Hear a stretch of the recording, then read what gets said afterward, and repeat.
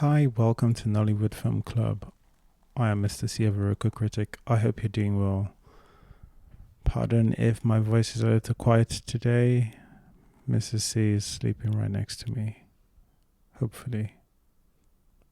I do have a correction to make today. I think on the space. I think I said Bolanle Austen-Peters co-wrote this. She did not. This is solely a Tunde Babalola script. So my apologies. Mr. C from the space lied. I have come to correct him. But that said, I thought it was a fun conversation. It's one of those ones. Mixed thoughts on this from the mains, from the usuals. But anyway, I hope you enjoy Nollywood Film Club discussing Funmilayo Ransome Kuti. Here to discuss movies. Okay. All right. Welcome to Nollywood Film Club. I'm Mr. C. Yaps, critic. We do discuss Nollywood movies here every Sunday, 6 p.m. Watts. We will be discussing Funmilayo Ransome Kuti today. I don't know what number in terms of features, but this is from BAP, co-written and I believe directed by her. We'll discuss what we like in the good. We'll discuss what we didn't like in the bad. We'll fight in where we disagree in the pushback, and we'll do a nice summary for anyone who wants to disagree. So I'm happy to start. Let's start. Uchenna back again after a minute. What did you like about FRK? All right. I will say off the bat that to me this movie was not, as they say, cinema. That's okay because typically I don't really view the biopic genre as it exists in the modern days as cinema. Most often it feels more like TV movies. I know that that's probably not a meaningful distinction in this day and age, but back in the day there was a real difference between a TV movie and a real movie, and most biopics feel like TV movies to me. So I tend not to be a fan of that genre, but I did like this. Um, it felt to me not even like a TV movie, but more like a play, which is not a bad thing. I know Bolanle Austen-Peters does a lot of theater stuff, and that's what this felt like. And I'm not saying that necessarily to be a bad thing, but it does affect the way that I view it. One of the many reasons I don't like biopics is that they rarely have a very coherent story because there is the tendency to want to jam in every mildly notable thing that ever happened to the subject. So the story just goes all over the place. I often say that they feel more like a live reenactment of a Wikipedia article. But I felt that this didn't do that. It had a little bit of a Wikipedia feeling at the beginning, but as it went on, I felt that it had a cohesive story and message discipline. They had a story they wanted to tell and they stuck to it. If you really wanted to talk about every notable thing that Funmilayo Ransome Kuti ever did, you could make a series about it. But they kept to their one story. I mean, one part that I found commendable, for instance, is that, whenever you talk about Funmilayo Ransome Kuti, one thing that everybody seems to mention, well, first of all, everybody knows that she's Fela's mother. The second thing is to say she was the first woman in Nigeria to drive a car, which actually wasn't true. She was the first woman in Abeokuta to drive a car, not in Nigeria. But I like the fact that they didn't deal with that in this movie at all. You know what I mean? Like, we do see a scene of her driving a car, but they don't make a big deal about it. I think a standard Nollywood movie would have probably spent about 40 minutes on the goddamn car, and they didn't do that over here.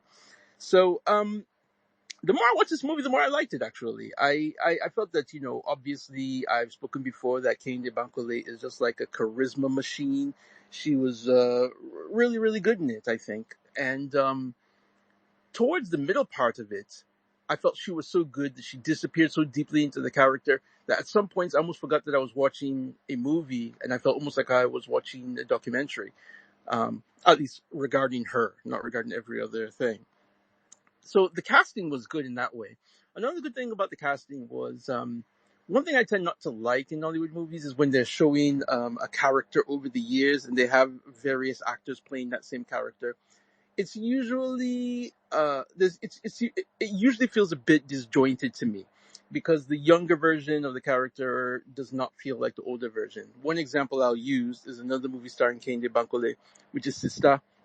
During the flashbacks, it took a while for me to actually connect that this person in the flashbacks, this young woman in the flashbacks, was supposed to be the same character as Kehinde Bankole, and the younger man was supposed to be Deyemi.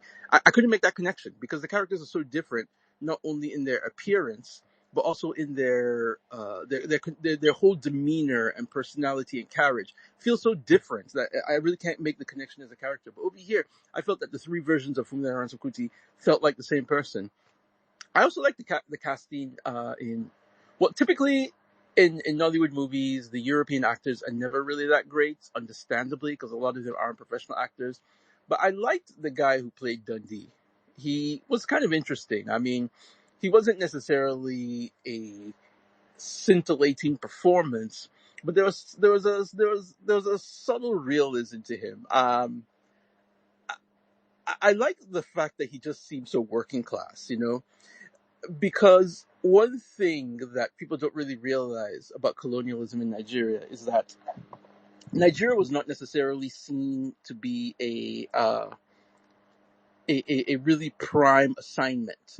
A lot of the people, in Nigeria, we worshipped the white men as if they were gods, but a lot of them were just really working class fuck ups and homosexuals and pederasts and other people who were, who were not really considered the cream of the crop, who were just thrown over to Nigeria to handle the colonial project over there. So, for example, how defensive he gets when she asks him where he went to school, stuff like that. I mean, I felt that those were really subtle touches that resonated. And in general, I think there was something about the way they portrayed the world of the 1940s that felt very lived in.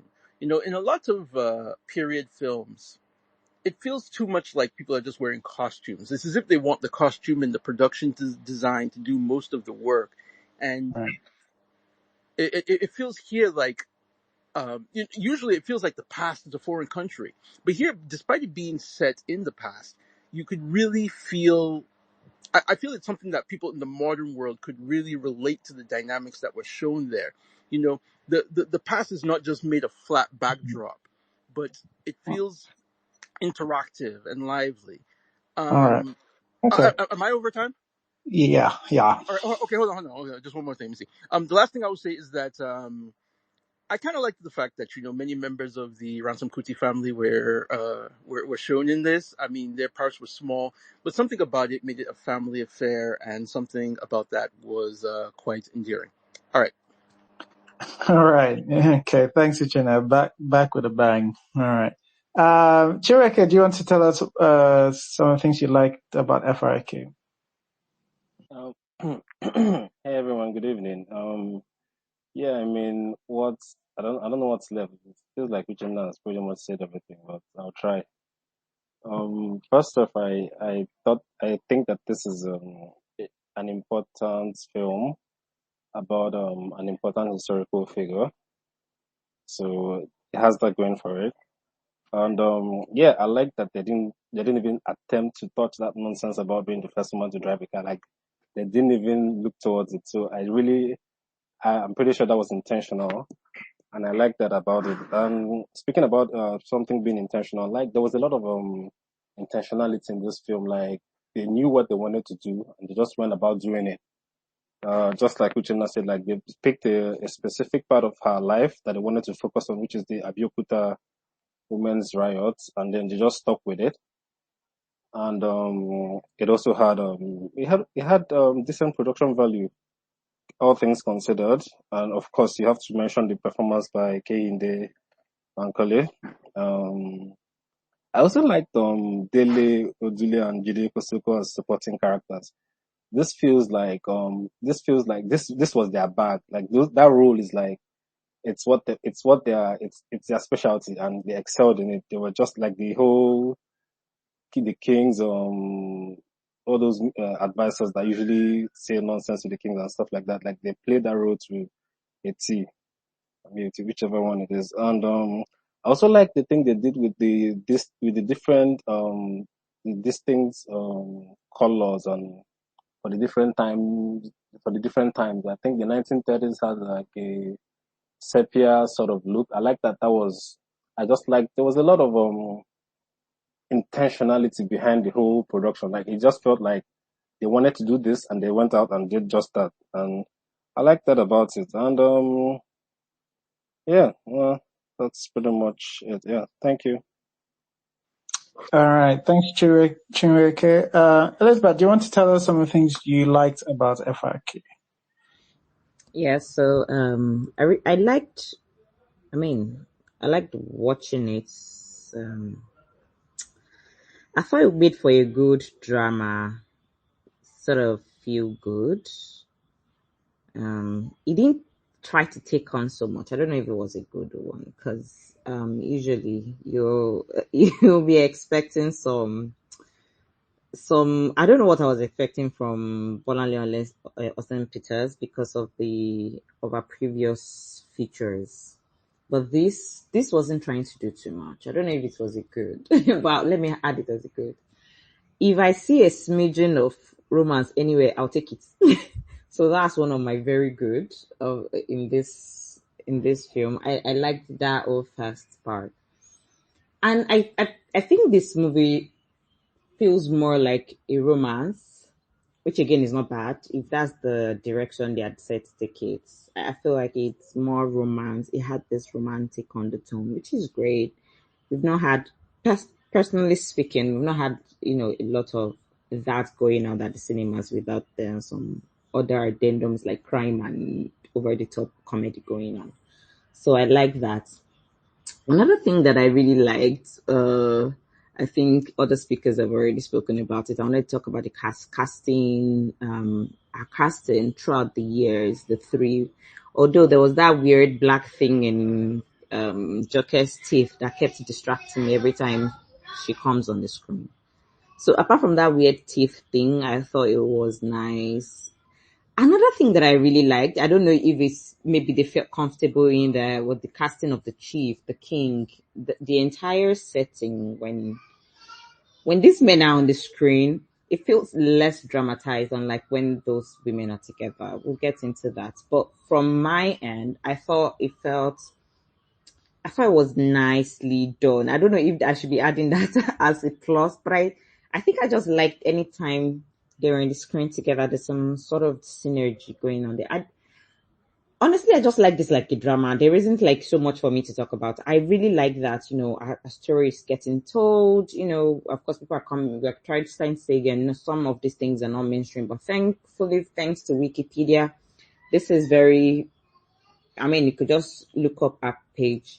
And this film just does a nice job summarizing, that key part of our life that we keep hearing about, the whole Edgar tax thing. So yeah, that's it for me. All right. No, thanks, Elizabeth. Stephanie, do you want to tell us some of the things you liked about FRQ? Definitely. So, the first thing I would say I liked was telling a woman's story. I don't think we see that a lot. So I was really happy to hear about this. Actually, I've never really heard about her before. I know she's Fela's mother, but this was my first time really hearing so much about her. So it was really nice to see. I liked how they didn't make it about her being Fela's mother. It was just of a woman who did things in the world, and that was good. She was a fierce character with a backstory that matched. I loved the parts about her father and training her how to be independent, fight for what she wants. That was really nice to see. And also, every time she slapped someone, I got like immense joy. Like that was really beautiful to see. And I don't know how many takes it took for them to get that, but it was nice. Also, one thing I liked and which I feel like, especially in this climate, that was really nice to see was that how she fought with the masses. I mean, you would consider her to be an elite in a way, but she brought herself herself to fight with the people, with the masses. And even though those things that were happening to the market women weren't really affecting her, I love that empathy she had. Like, just because it's not happening to me doesn't mean I can't see this. And I mean, one day it's still going to come around and touch me too. So we might as all well come together and fight this before it does more damage. So that was really nice to see. I loved how she was very unapologetic about her beliefs. Also, one other thing I really liked was her husband. I loved how it was, I wouldn't say understated, but I loved how it wasn't in your face, but how supportive he was. That was really nice to see. Even while dying, um, they didn't use that to like derail. He didn't use that to derail her attention from her cause, but just being a silent supporter was. I mean, it would have been nice for her to know about him dying and giving them more time together. Well, I feel like I'm talking about this like it's a fictional story, but this is something that happened in real life. But still, that was really nice how they portrayed it. And some of my favorite scenes were the parts where they were at the castle and they brought out the masquerades that women were not supposed to see, and then the older women came, bed themselves, and that was really, actually almost that, all that castle scene almost made me shed a tear, honestly, but that was nice to see. And another scene I really liked was when is it Alake or Alaye? I can't remember the name, but when he brought her in to negotiate, and then she was like, no, we're not going to go with that, and then she was leaving, and then he stood up. That was worthy. That was a worthy scene because like now he sees her as an opponent. Before she was just an ordinary woman. I mean, that was very good the way they portrayed that. So yeah, that was everything I liked. So thank you. All right, thanks, Stephanie. Still fighting for women's rights and wrongs. I see. With the slap, and even I love the way she said, just I like the way her husband was just dying and just like didn't get in the way, just die quietly and let the woman be. All right, no, I hear you. All right, Lala, I think you next. Can you tell us what you liked about FRK? Yeah, hi everyone. Can you hear me? Yes. Yeah, so I like everything about the movie. So I can't even pinpoint what I like. Your question should be what don't I like? Because I know everything about the movie. And so my first degree is in history. So I knew all the story before watching the movie. So for someone that like knows the story, like his story is not new to me. And I watched the movie and I'm still wowed. That tells you how much went into it. See, one thing used to annoy me of how they used to like portray her as the first woman to drive a car. That was the only in our school curriculum. They just limited that, and I think it was very intentional because if you read through secondary school, the only thing when they just browse through Funmilayo Ransome Kuti, first woman to drive a car, that's all. But I like the way the movie didn't even make driving a car as a big deal. She drove the car like, and let's not forget, at this period there, it's not just about even driving a car. Women at this period were not in the forefront of anything. They always had, men were the ones, the women are always like housewives. They don't talk. Women are talking. And to go on and challenge the whole king and all of that, it was just fantastic. Another thing that I loved about the movie was during the protest, it took me back to the answers in my mind. And as students of history, yeah, history repeats itself. It's like in a it's in a cyclical way of life. Some of the things that have happened in the past, they will happen again and they will still happen in the future.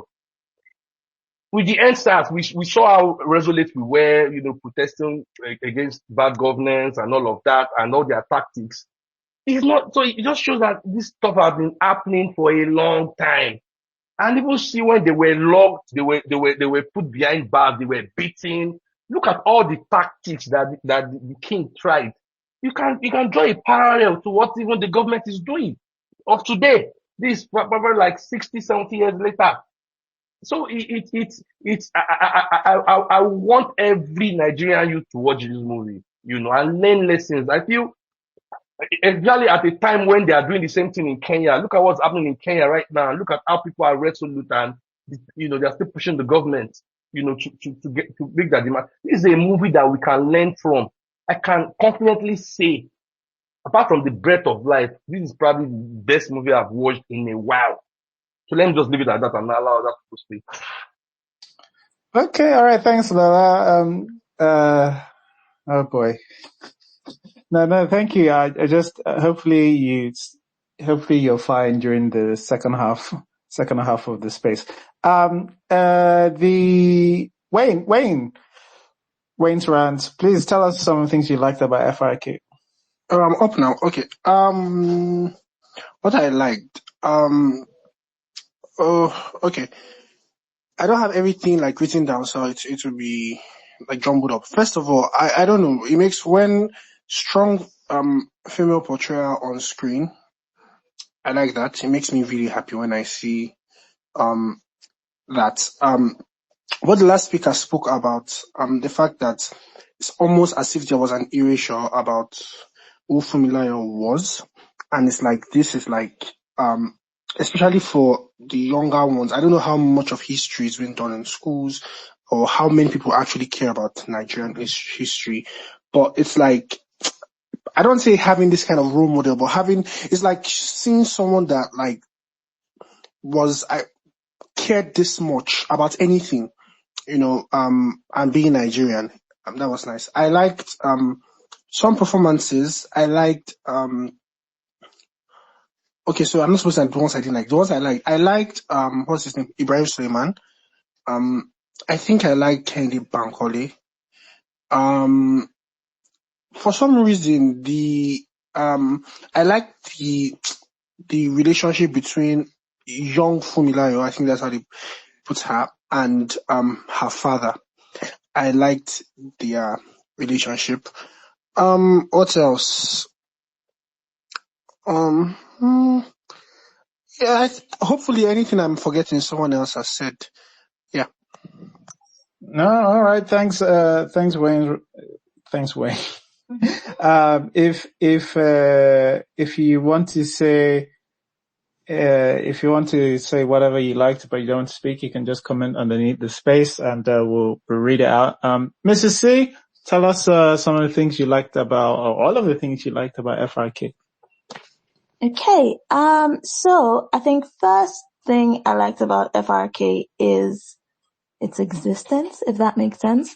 So if I just on a personal level, right, I do like seeing a story of a Nigerian woman, a Nigerian woman's biopic, right? I do like seeing that. And I like seeing a Nigerian woman's story that doesn't center around marriage and family and motherhood and in-laws and all of that drama. I did like that. I think there were some cute bits of writing / dialogue in there.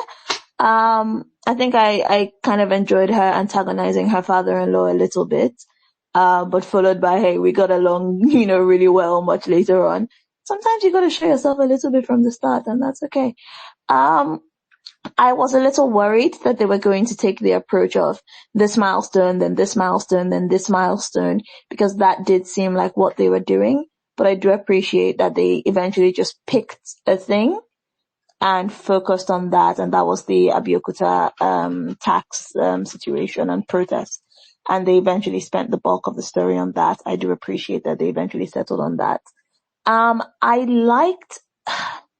My problem is they stopped doing it, but I liked that they distinguished the time period with, what do you call it?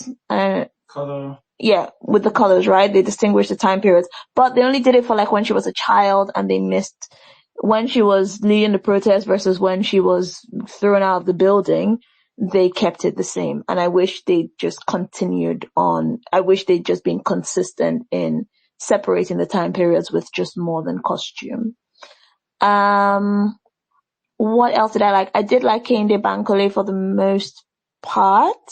I like that she's having, should I say her moment or a bit of a moment? I like that she's back and I'm seeing her more. I do appreciate that. What else did I like? A bit of romance. I like that. That was cute. Although Maji, did you really marry the first guy that toasted you? But sure. I thought they were a little cute as well when they were having their little, when he was asking her for the chance to correspond. I thought that was cute. I think maybe the only thing Nollywood tends to be able to give me is young love. I think that's the only romance, the only romance they tend to give me that I think is cute. But yeah, I think that's kind of about it. Okay. Nollywood must change. Nollywood must change. Nollywood must change. What did you like about FRK?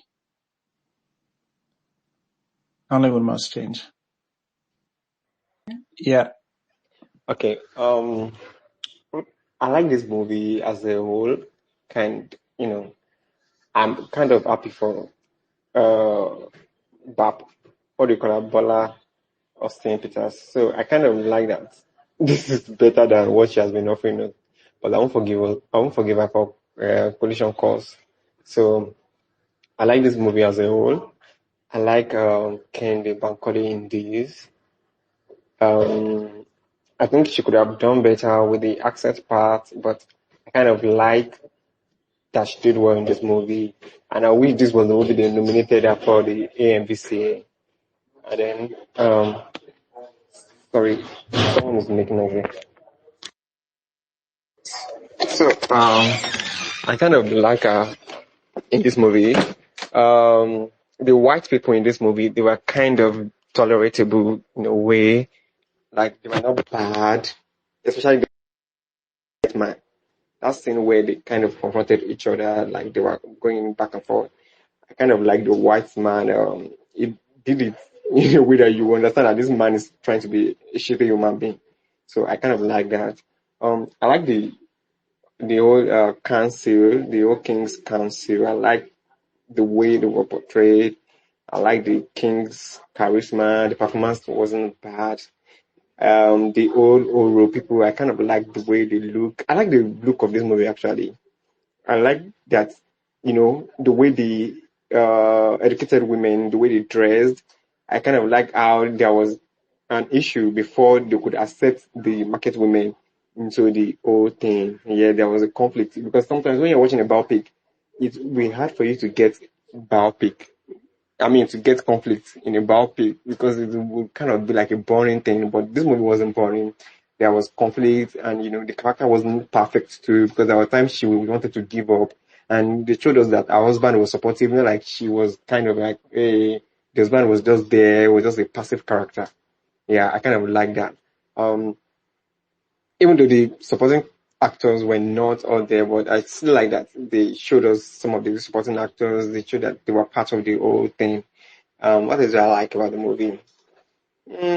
I think that's all I can remember for now. It's not a bad movie. It's one of the good ones we've gotten this year. So I'm kind of happy for everyone involved. Yeah. All right. Okay. Thanks. Nollywood must change. I'm in for it today. All right. I guess, these are the likes, but, to tell you now, this was not my favorite movie. But the things I did like about it, I think Kende was generally good. There was an interesting thing with the accent at some point. But I thought she was generally good. I generally think Kende is just one of the people who I would say can genuinely act. And I wouldn't say for Nollywood. I just think she can do it. She can do that thing. So Jide Kosoko almost surprised me. I really liked him in this. And I haven't really liked Jide Kosoko before. I really haven't. Not that he's awful in everything else he does. I just, there's been a lane he's been comfortable in. And for me to see him in this role, I was, without overdoing anything. But like also his face is very expressive when they need to be. I just really, really liked this performance from him. I think there was CG in this film, or definitely something. I think so so when they were doing the crowd, the crowd of women, I think that there was some CG to make that look as crowded as it was, or some computer tricks there. And the fact that I don't know is what I am, that I don't know that for sure. I think there was, but it's still very well done.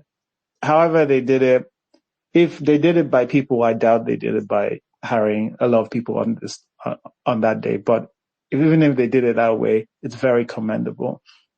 I did think generally it looks good for a film. I liked a lot of. I think BAP has one of the best mainstream Nollywood films. I think she really. It's so weird because she's a stage person, but her cinematography people always seem to get at least something. And especially for the first half of this film, when I was watching it, I just was like, oh, this guy knows what he's doing with the camera. And I imagine work went into a few things. And again, it's not one of those things that needs to shout and be loud and go, hey, we're doing a really long take.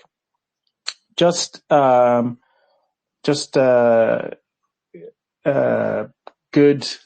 understanding of why and when to move cameras and how to mix up shots to make them look interesting. It's not perfect by any stretch of the imagination, but just in terms of mainstream Nollywood, just I don't know if there's anyone touching BAP. And given BAP's past records, I'm happy that this movie did not morally. I did not feel it was morally compromised, by what I saw, because, I've seen a couple, she didn't find some angle to say how, well, the king men, they had a point. Just, I think there's other things probably worth talking about with how some of the characters are written, but we'll wait till we get there. But yeah, that's how I felt. Those are the things I liked about FRK. Praise, did you have anything you wanted to say, or do you want us to go straight into the bad? Oh, I think most people have said what I liked about the film, which is I like that it exists, just like Mrs. T has said. Like the fact that we have a female biopic, I like that. I also like Kindly performance, and I think I like the costume on her. I think they really mirrored FRK's wardrobe with Kindly. Yeah. All right, thanks, Praise. I'm just going to read some of your likes in the comment sections. Lamy says, I liked the casting overall, and Omomi Dada really stood out to me. I also appreciated the direction and story, especially how they stayed true to it without diverting into unknown territory. Visually, many scenes were impressive. Overall, it was a good watch. Olana says, things I loved, female representation, the side attractions didn't take away from the story. Brilliant use of proverbs, the portrayal of supportive male figures, the father and husband. For me, was so fortunate on this front, and enjoyed watching Adire fighting the power, and enjoyed watching Adire fighting the power in Adire. Okay. All right. So let's go into the things we did not like. Jenna, do you want to kick us off? All right. I had some issues with the script, specifically the structure of the script. Some of it, I'm not sure I was fully satisfied with the way that they balanced the different eras of her life, and a lot of the voiceover I felt was a bit heavy-handed. I don't really think that the beginning part with the attack on Kalakuta was necessary. I would have preferred if they had just started with her in the hospital. One of the things about the beginning of with that Kalakuta attack is that it seems so decontextualized. Now, I realize, of course, that this is a movie about Funmilayo and not about Fela, but I don't think there was enough explanation of exactly what happened there. I think they're taking for granted that everybody knows that, and I don't think that was a correct assumption to make. I don't know, maybe because for me, I am very, very conscious of the fact that now that these movies are on streaming, that it's more than just Nigerians that are watching them. And I really think that Nollywood should try to make their work as accessible as possible to non-Nigerians. And not everybody knows what happened there. And even if you're just talking about Nigerians, I talk to a lot of younger people these days, and they don't know anything about Fela, really. So the assumption that everybody understands what that beginning part about, I don't think they should have done that. And then, of course, the guy playing Fela was not good at all. I mean, I understand he's a family member. I really appreciate the fact that they integrated the family in a lot of roles, but that guy was not good. So, the middle part about the actual protest and everything tended to be a bit repetitive and static. I don't really think that it had a dynamism that was building into a real climax. That whole area felt a bit flat to me, and I think a big portion of that is the fact that the villains were kind of passive. They were not really that interesting. They felt like they had been airdropped into the movie from a different movie. Like when you look at Jide Kosoko and everybody else, they just felt as if they were just playing in the standard Yoruba epic. And as I've said before, I don't like epic movies. I won't get into why. But I just didn't think they were interesting. Even the way they were shot, the court, you always have that same scene of the Alake sitting there and all the members of the court lined up by the sides. I don't know. I feel like there should have been a bit more energy put into the villains and their motivation. So that part felt a little bit flat. But there are some other things I would add, but I think I'll just leave it at that. Okay. All right. No, thanks, Jenna. If you want to also give us some of the things you didn't like, feel free to put them in the comments and we'll read them the same. Chinweke, do you want to tell us some of the things you did not like? Oh yeah, sure. Sorry, but before I do that, I just wanted to say I forgot something in the things I liked. The editing. The editing was really good. This wasn't just the normal copy and paste editing that we typically do here. It was like the editing was used to actually tell a story, especially in the opening few minutes. Those riot scenes, the editing was used to make it, to give the scene energy and things like that. So yeah, so now that that's out of the way, okay, let me start with the person carrying out the interview. That person cannot act for shit. Like her acting was it was so stiff, and it was really terrible acting. It was very distracting, and so I know we spoke a lot about the film being intentional and specific in what it wanted to do. My problem with it was that it felt a bit like it felt too safe. Like they didn't want to take any risks. They just went with what works. Like it felt formulaic. Like just it felt like something an AI would do. Like if you told an AI, tell me a biopic about Funmilayo Ransome Kuti, and then tell me focus on this particular part of her life. Because I mean, this is a film, and you have the liberty to you have the room to take liberties, right? And they just didn't do that. I mean, they could have their reasons, but it ended up being very academic and boring. So I did not like that. And yeah, it made it drag on a little bit so at some point I had to take a break because I think I was falling asleep. So maybe that's just the main thing. And, oh yeah, I don't know what they did with I mean, I know that this isn't a film about Fela, right? But I don't know what they did with the person that played the Fela role.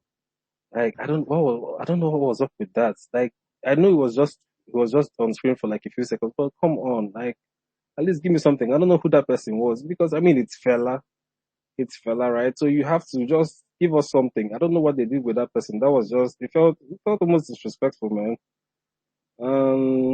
I think my biggest gripe with the thing was that it was too safe. It was too clean. They didn't take any risks. And I mean, I probably have their reasons, but yeah, that was my biggest issue. And the white people in it, Jesus Christ, I don't know what they were doing, man. Yeah, I thought Nollywood people were bad, but Jesus Christ. Yeah, thank you. Yeah, no, I hear you about the person who played Fela. I remember when I was watching, I was like, that's a family member. I know the actor is way too bad to have, that person's clearly not stood in front of, cameras to do acting, like that before. So yeah, I'm still not sure because I haven't done the credits, but I was too sure as a family member. Anyway, but I hear you on the boring thing. It's not just you, by the way. I was massively bored by this. Okay, we have a couple of new people. Is Otas on? Is Otas on, actually? Oinka, do you want to tell us, before we continue here, Oinka, then, if you want to give us just really briefly, because, you know, you were a little late, but, we do want to hear from you. Really briefly, some of the things you liked, and then we'll continue going to the things we did not like. Yes, the things were how they did the protest. I do feel like it felt, when you look in the background, it felt like it was a long film, and then something like, okay, they really tried in entertaining that, so that is Sorry, what I like about. I think I can't hear you very clearly at the moment. I'm not sure why. I don't know whether it's noisy where you are or something, but something is competing with your voice. Okay. Film Joint, do you want to, Film Joint, I know you're not, Film Joint wanted to make a bit of an announcement for something they're doing. This is a free ad spot that we're giving. Free. But very much welcome because we do support the people at Film Joint. Please, tell us what you are doing over at, what you have for us coming soon. All right. Thank you very much, Yoko Critic. Yeah, it's like you said, really lovely to be here, and thank you for giving us this spot. I hope everybody can hear me. Yes, and Yoko Critic, they've really been a great support to us.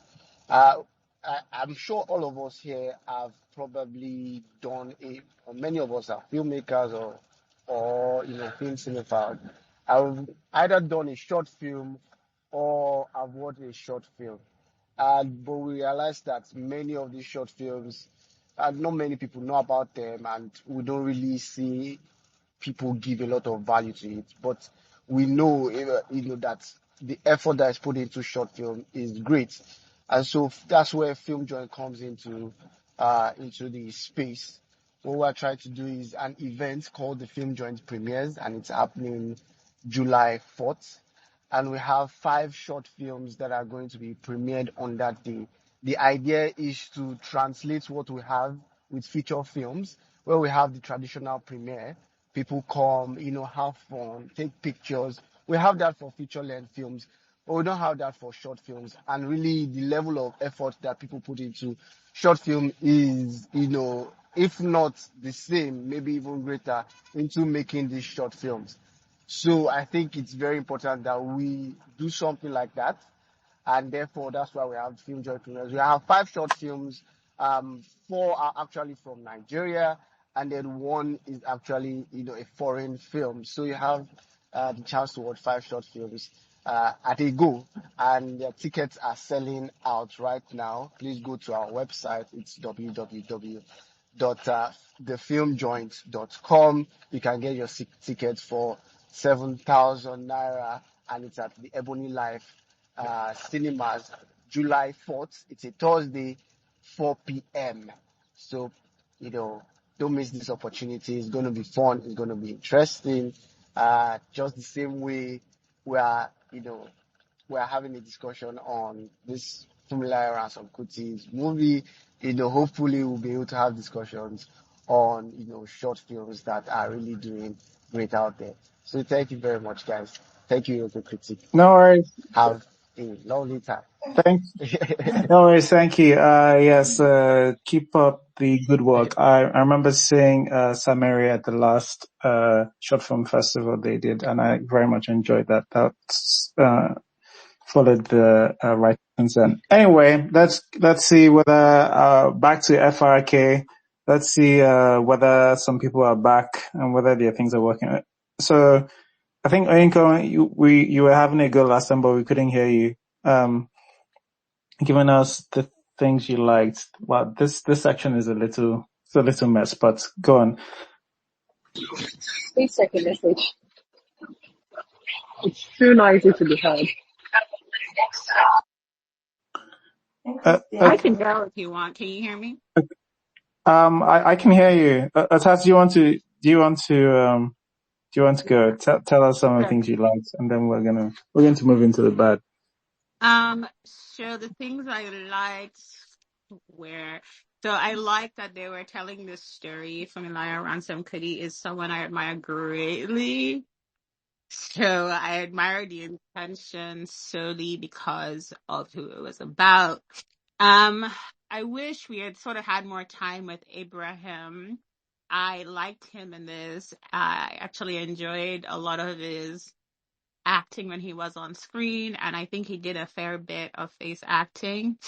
And one of my favorite bits with him is towards the end, I guess, last third of the movie, where she's decided she's going to the palace to protest, even though she's still hurt, and they do that little, face touch thing, and they're like inside communication. So I thought that was cute. I liked him and her when they were recording. I thought they had a lot of cute romance. I loved Joke Silver. Always loved seeing her in things. In this one, I don't know, but it's always great to see her face. But that's primarily the good for me. All right. No, thanks, Atas. All right. Let's continue with the bad. Elizabeth, do you want to give us some of the things that didn't sit well with you, FRK? Yeah, let's kick that off. So first thing, watching this, I liked, they opened to a cute romantic story there. But this movie was so safe that I'm sure that they were holding their breath when they were writing it. Like, everything in this movie could have been found on our Wikipedia page. I think they just stopped at the Abeokuta thing. But I promise you, if you open Wikipedia right now, from the first girl in her class to how she met Olufela, you could have just read the Wikipedia page and don't bother. Like, yeah, let's go home, guys. Thanks for coming. I don't know what's going on there. And while I'm glad that they didn't touch on her, like they didn't take on so much of what was going on, because I felt like, of course, you can't always take on everything that you see, right? And I like that they didn't mention that she was accused of communism, but that passing and mentioning meeting Mao or like waiting for Mao was almost inconsequential if at the heart of it they were not going to do anything with any of who she was outside of trying to do good, in quotes. So, which brings me to commitments, right? They hardly committed on anything. Let's start with the use of the colloquial words. I'm talking about 2024 colloquial words for both English and Yoruba was quite something. Like, I'm listening to the Yoruba and I swear to God, I'm listening to 2024 Yoruba. I'm listening to 2020, like the 90s, then the Dundee United slang thing. I thought they probably thought it banged, but Dundee United as a slang didn't start until like 1989, and the Egba women thing was like 1940s. What were we thinking? Like, I kept thinking that really when they said the Dundee United thing, I thought, yeah, we could pass, that could work. And then Dundee United again, Dundee and then there was time they mentioned to, women have not fought for us like Tinubu, since Madam Tinubu. That babes was in Lagos. What's going on? Why are we mixing up the stories? I was thinking, like, okay, maybe let's chalk it to creative license, even though it's unfair when it comes to biopic to take such blatant, I don't know. The story. Now, when they reviewed, of course, this is boring. It's fine. Biopics are usually boring. You take on something and just deals with it, yada, yada.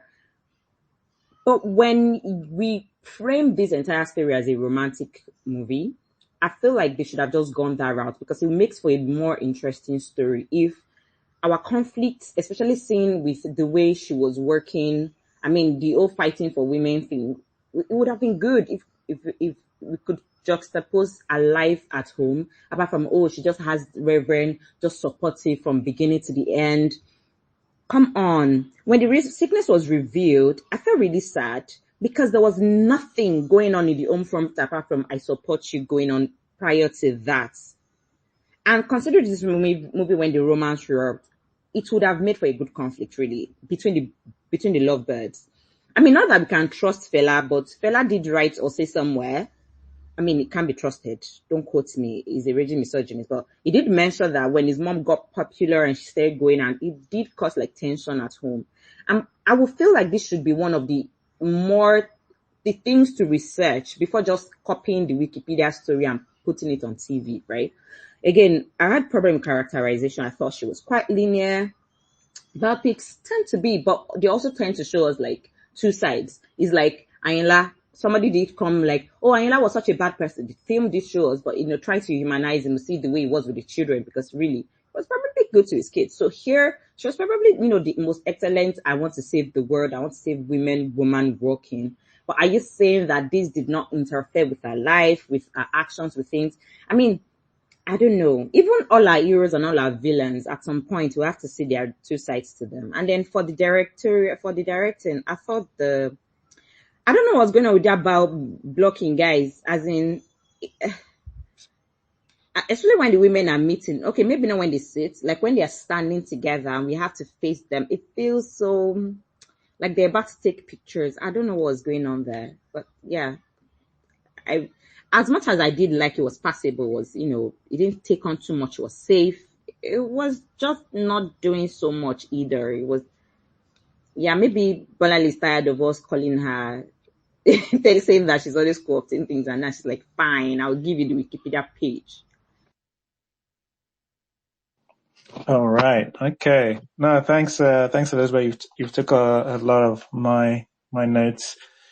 All right. That's fine. I will find more, but thank you. Stephanie, do you want to tell us some of the things that did not sit well with you?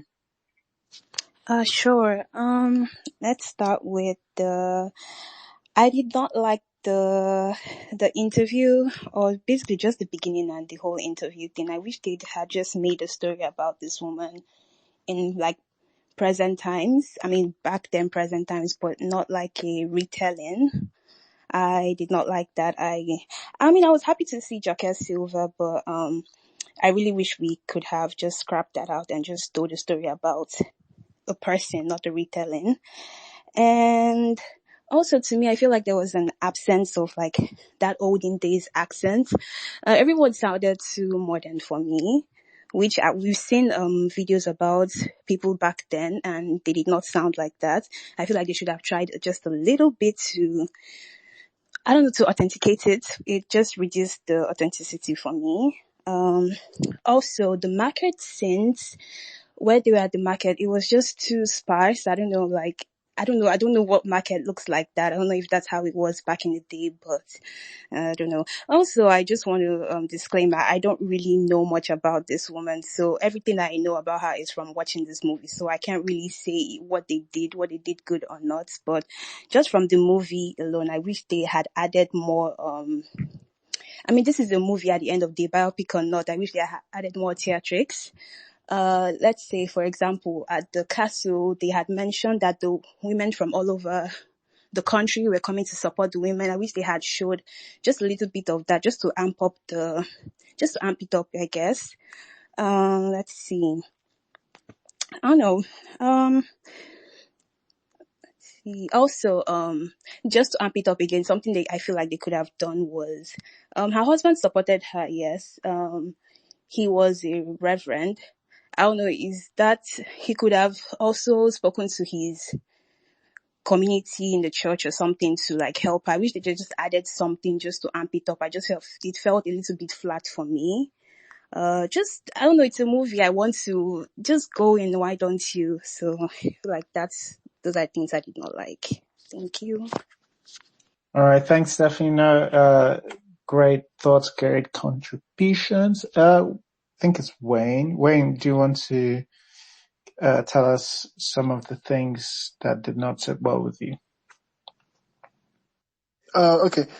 I think the middle part, I think it dragged on. I think we had that, what do you call it?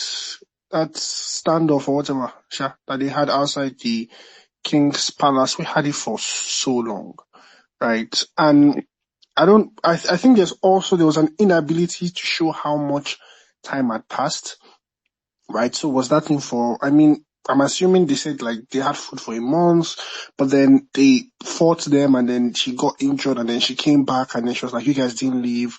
Was it 2 days? Was it 30 minutes? It's like there was like a gross inability for them to show the passage of time, unless when they were saying it like, oh, I went to London for 4 years and then when I came back, this.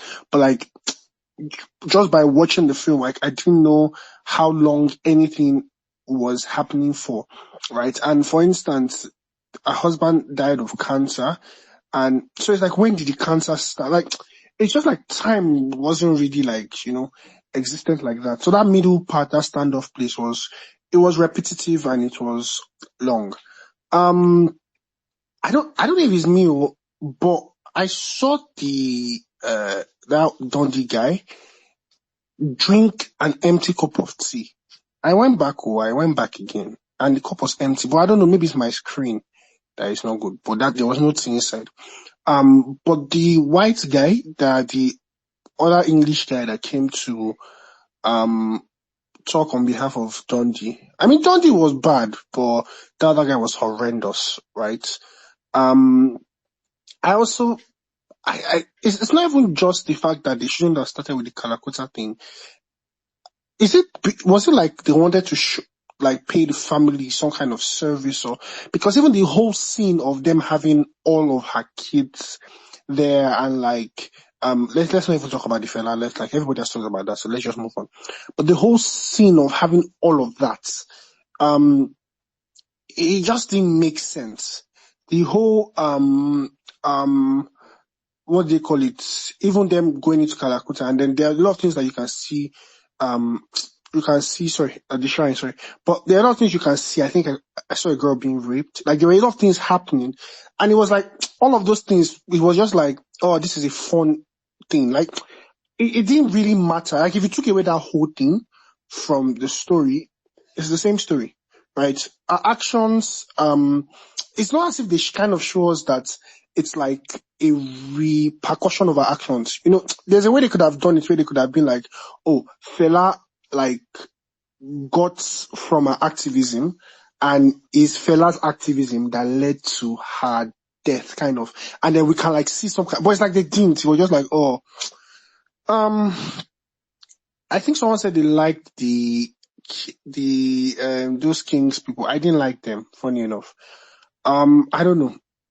I think it's just the thing, like, it was just very repetitive. Like, where the king was just like saying the same thing.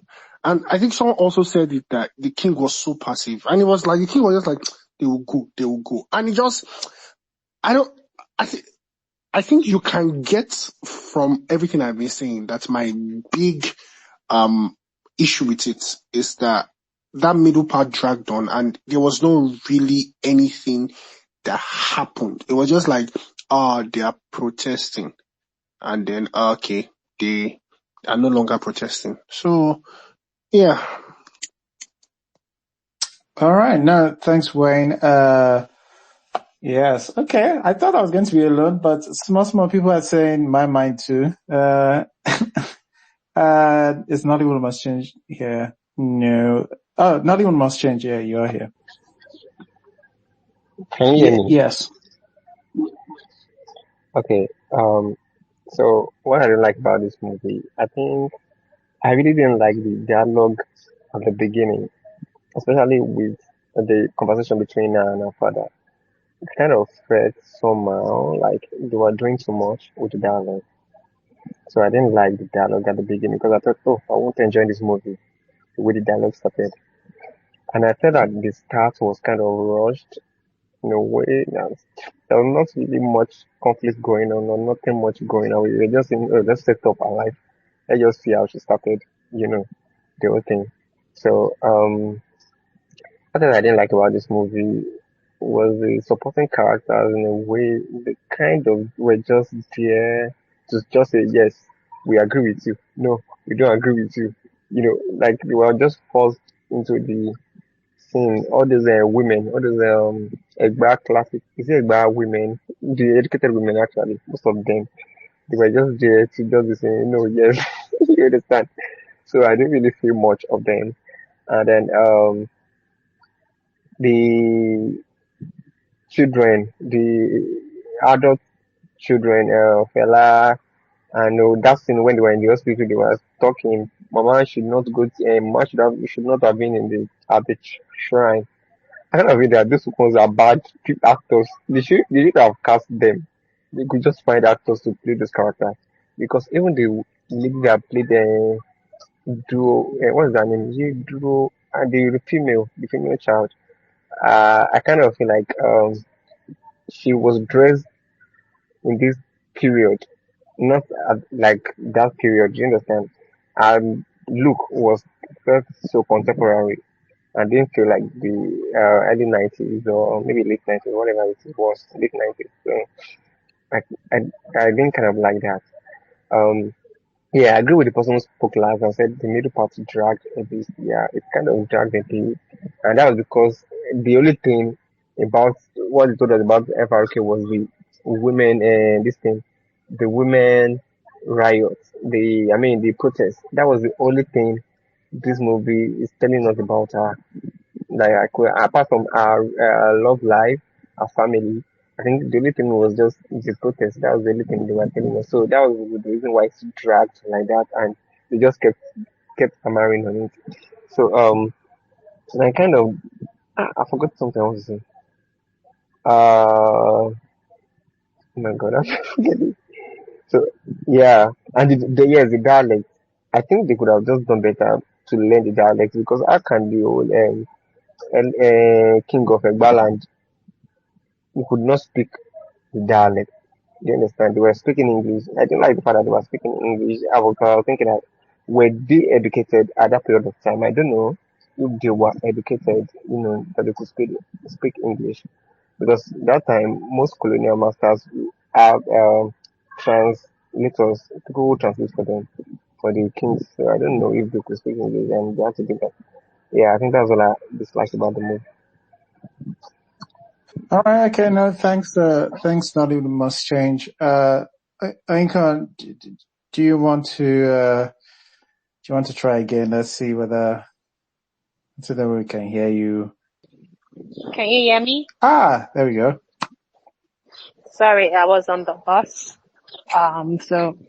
Hey. What I liked, I sent you a message now.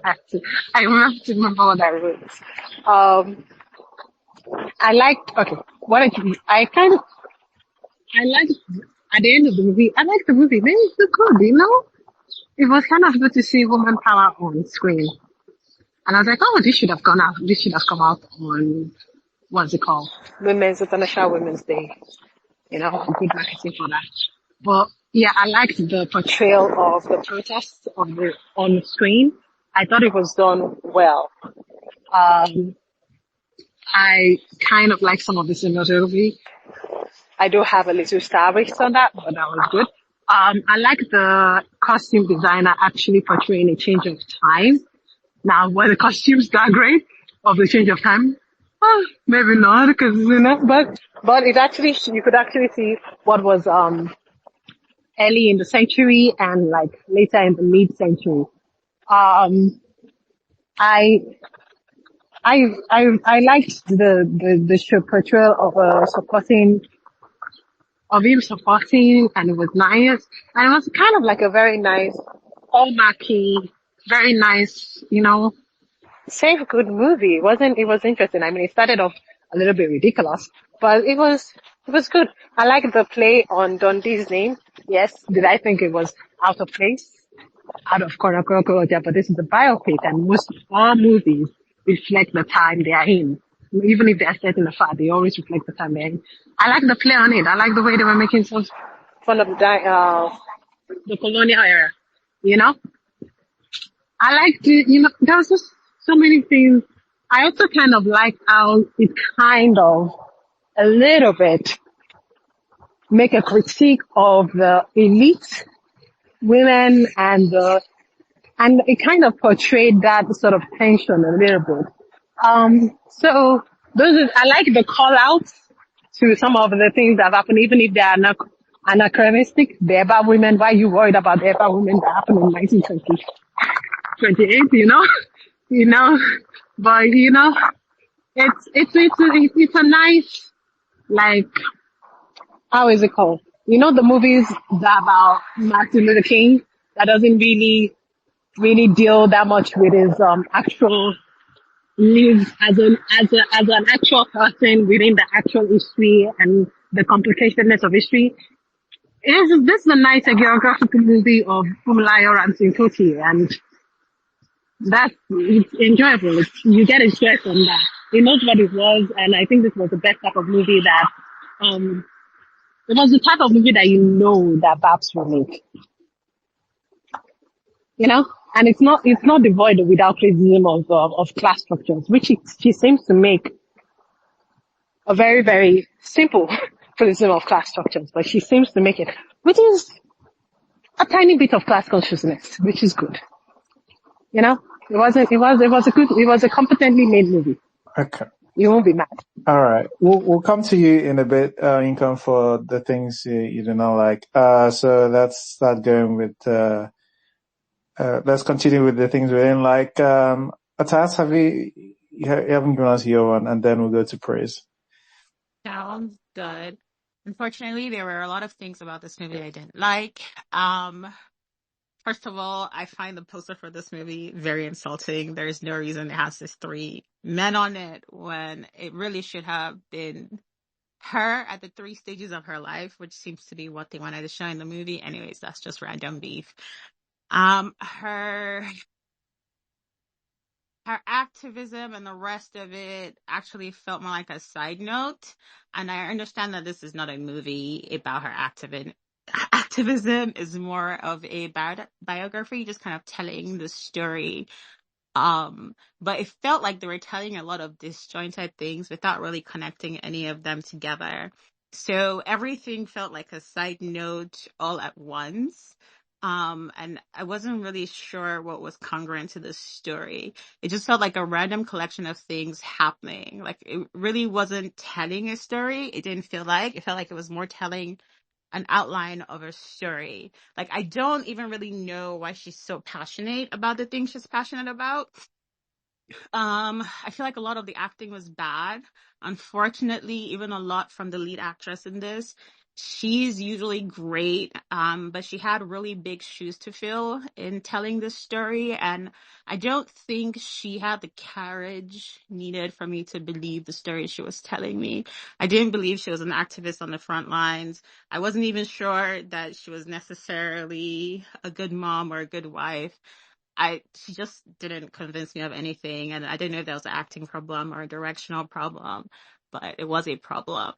I wish this had stayed romance since we spent so much time in the whimsy of it. But because we're moving back and forth through these multiple themes so badly, it made it really hard to feel anything by the time her husband died. But there was a point in the movie where this would have happened and probably would have moved me to tears because I was so invested in their love story.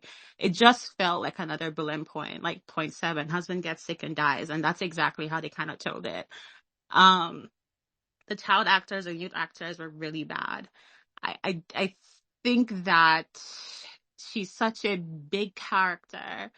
And there's really a lot to tell. So I can understand wanting to touch on as many things as possible. But I feel like this movie would have done better if he had just committed to one aspect of her life or one sort of linear important time period of her life and then told that story and really killed it. Either really telling her love story and, just from beginning to end there and losing her husband, are telling her activism story with the family dynamics thrown in the background, where we're actually seeing family dynamics being displayed. But I left this movie not feeling anything, not feeling more inspired or like I knew anything more about the story, or even like I got an interesting perspective about this amazing woman. The interviewing and interviewer were bad.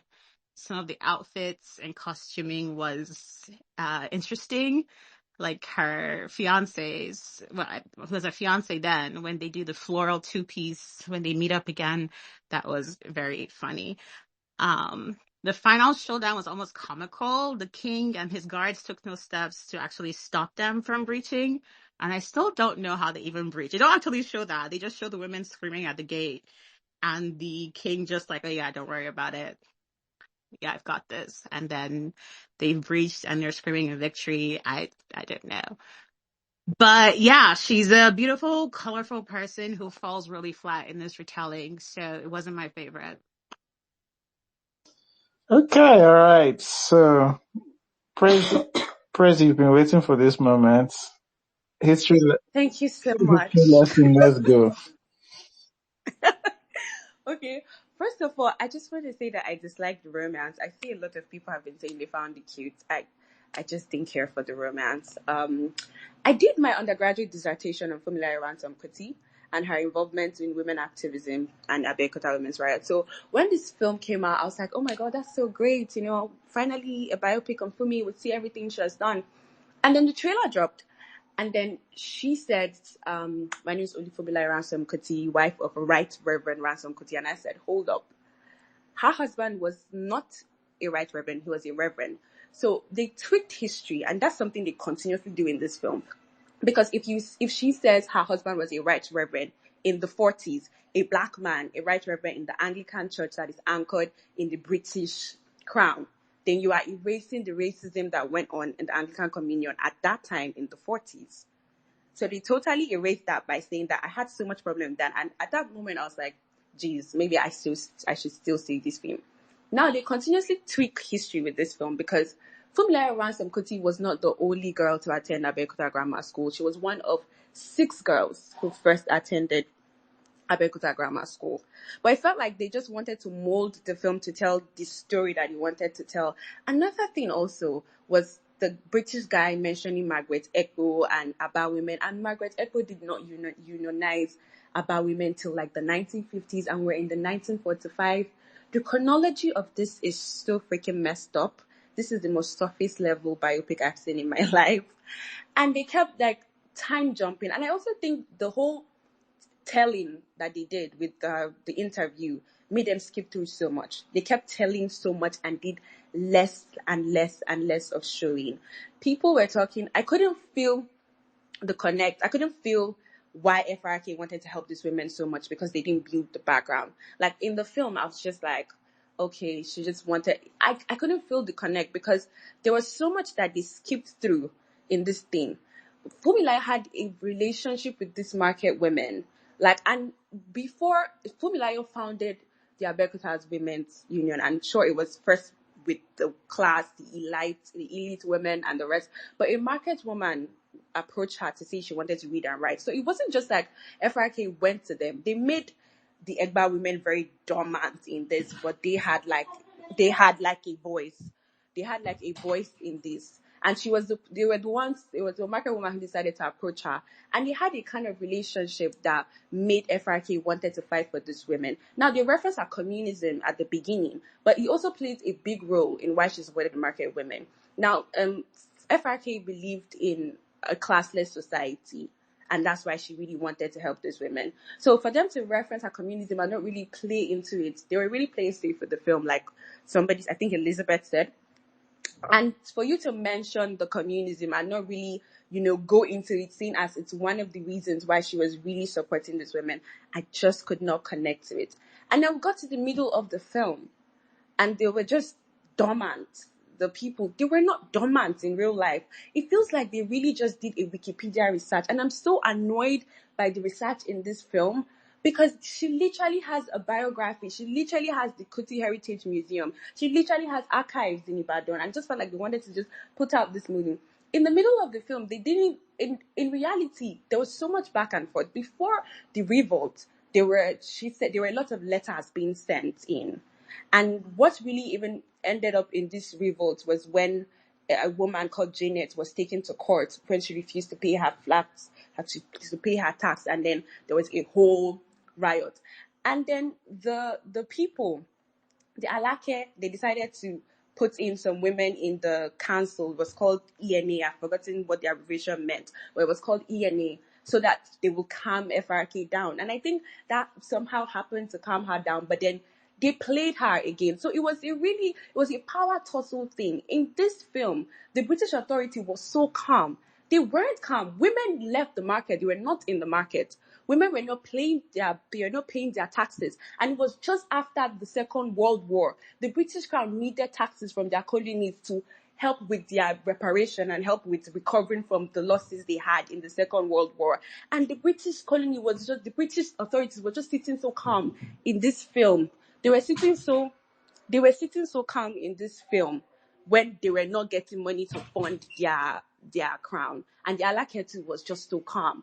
But that was not how it happened. There was such a power tussle, there was such a back and forth. And I think just backbenching the British authority underestimates how much of a nuisance FRK was to the British authority, because even at the time, the media continuously criticized her. So she and her women were in a fight with the Alake, in a fight with the British authority, in a fight with the media. This was something that later on was even publicized and I think West African Union in UK at the time. Now coming to her husband was in the Anglican Church. The British ruled the Anglican Church. Her husband wasn't just, yes, her husband supported her, but he was facing a lot of pressure from the church to put his wife on a leash. He kept writing. I don't know if they didn't see the newspapers, because there were newspapers on this with his letter calling for peace. And, he was trying to be neutral in this. Though he supported his wife, but they didn't show that this wasn't put in play. So it just felt like they did a lot of, it was just Wikipedia research. I feel like if you want to do a biopic, put your back in it, man. This just felt, and it felt like they were just rushing through the story. They just wanted to get to the end of the story and the funny thing is they picked a part they wanted to showcase, which is the Abeokuta Women's Riot. But they didn't really, really now showcase the Abeokuta Women's Riot. The fight was so dumb, and so it now makes FRK's whole fight and victory just be so lame. When it was so much, much more than that. It was so deep. She was pressing everybody's neck. And I'm not impressed. And then the acting in this film, the supporting characters, I'm telling you, if I catch the person that played Fela, I don't understand what was honestly going on there. I don't know. I wanted to gorge my eyes out when he was playing it. And I think in that scene, they were also trying to show how FRK and Fela was FRK's favorite son, and that felt really flat. And I also do not think that Fela would be pecking his mom, because if you read his autobiography, This Beach of Life, he rejected everything Western, and pecking your mom at that time, I don't think that's something Fela was going to be doing, because he really has rejected a lot of it. And then they really failed to showcase her relationship with her son, I think, in that place. But then also starting the interview after she fell down. That was crazy, because for months she didn't speak to anybody. For 3 months she was, I think, in a coma. And when she woke up, she was not speaking. She was not talking to anybody. She finally passed away. But we kickstarted the interview. We kickstarted this whole story from after she fell down from the Kalakuta place, which also I think was unnecessary, to be very honest, starting the whole story from Kalakuta. So, what else did I even have with this problem? I didn't like the editing of the film. Somebody said they liked the editing. I didn't like the editing of the film, especially when we got to the crowd. Also, the dialogue, they were speaking like they were in 2024, honestly. And if they had got hold of the letters or got hold of the interviews that FRK did just by simply going to the Kuti Heritage Museum in Abeokuta, they would have read how and gotten a sense of how she spoke at the time.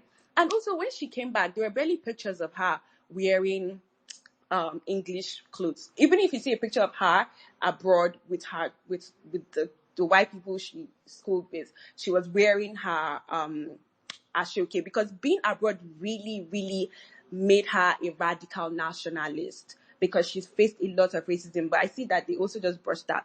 There was a lot of time jumps. They didn't put their back in this. This is the most surface level biopic I have seen in my life, and I'm just not impressed. Thank you very much. I have voiced all I wanted to say. All right.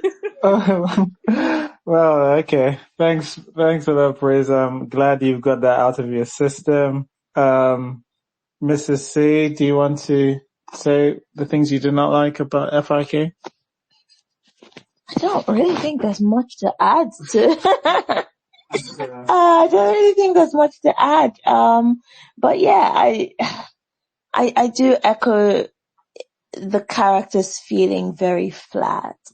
And it really did feel like, well, this happened and this happened and this happened. And not really giving me much depth into who these people are, any, home front conflict. Because yes, a supportive husband is a supportive husband, but when you don't even know your man's sick, right? There has to be some conflict on the home front. What else was it that I didn't like? I really didn't like us opening with the ranch, right? I didn't like us opening with the ranch. I didn't like a random rape happening in the corner. It just felt like action, action, action. Here's a rape. It was jarring. Then the narration, I don't know. I don't like how they set us up into the narration. As always, we don't cast white people who can act. So that's always jarring. Yeah,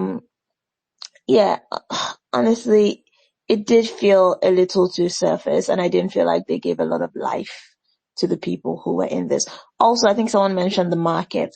The market seemed very much like it was set up for a play, and I think this is Bab's forte is the stage, and I feel like a lot of this film looked like it was on a stage versus having actual life into it. Well, without going to, Inka,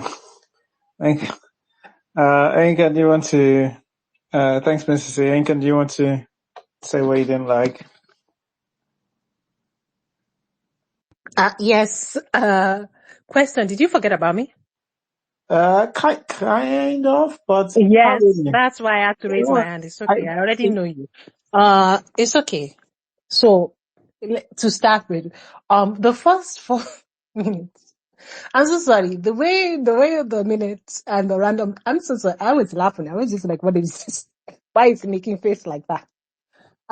And the moment was, I don't know, I started on Twitter like, she's falling to her death, and like, she's calling herself activist, humanitarian. And I'm like, yo, why? Because, and I wasn't even surprised, because I already knew that this was an hagiography. This was an hagiography. Almost all biopic is an hagiography. No biopic really challenges the people that, especially if they are big, if there's symbolism of something, they never challenge, they never show it. And I wasn't expecting history. But I meant it when I said that this is Babs. Because Paul has something, I've seen that she kind of writes very surface things. And as my last woman that did all the history about it, and I didn't particularly study, Funmilayo Ransome Kuti very particularly, but I am somebody who does know about history and protest and all that stuff. And one of the things I didn't like was like, they didn't give agency to the Aba women. And apparently indeed, as I was watching, I was like, I'm pretty sure the Aba women went to Funmilayo Ransome Kuti. I'm pretty sure they were already fighting for their something, and they went to her to say politically, because you often do this. The same thing with that's why I compared it to Martin Luther King, because people don't see Martin Luther King as a human being in his own actual time and all these things. Martin Luther King was not the one that just started everything about that stuff. There were a lot of people. And yes, they chose him. That shit was already working out, you know? And they didn't do that in this. It's the agency on the Aba women. One thing I liked about the movie is that they focused on one area, which also made me wish that this movie was better, because a better movie would have, if it wants to focus on the bad woman something, should focus completely on that. Should focus on the politics of that. Even the Alake who is made a stooge. And the Alake show might be a stooge, but stooge as agency, stooge as things they want. Also, I'm not sure this is how like African, like Yoruba politics work, where the women are not in some way involved in the political processes. Like there's nobody to represent the women in our court. Even if there were stooge, people who are actually more in line with the rulers, there's going to be some representation of a woman within the court. And I'm so glad that the speaker before, not the speaker, said it. Like, what is this? Honestly, what is this? It was disjointed. As much as I said I do like some of the cinematography, I felt like in the hands of a different director who kind of knows more about film, the vastness of like capturing how big the protest was would have come more to light than what we saw. We didn't see the women break that's bad. It's just so many things. Even he just made a reference to our communism when she said something about going to meet Chairman Mao in the night. Like, that's a very big thing. You didn't deal with that politics. It's so involved in like the way we, the modern day people, and it makes sense because this is a movie made in the modern day, see some of the subjects that we talk about. It's so internet surface level talking. Women's rights. Okay. But how come there's no representation in that? That's not the way that thing worked. That's not the way these things work. Mentioning, and at some point I started realizing that this became a name drop. She was dropping names of people. Wala Soyinka made a cameo. The Aba woman riots made a cameo. And my girl made a cameo. She was just mentioning names of prominent Nigerians. I'm like, what is this?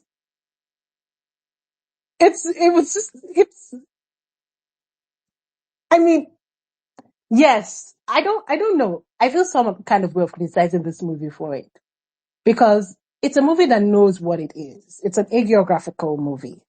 And it's not bad as that. It's just not bad. It's okay. Like saying that a movie doesn't do historical something very well.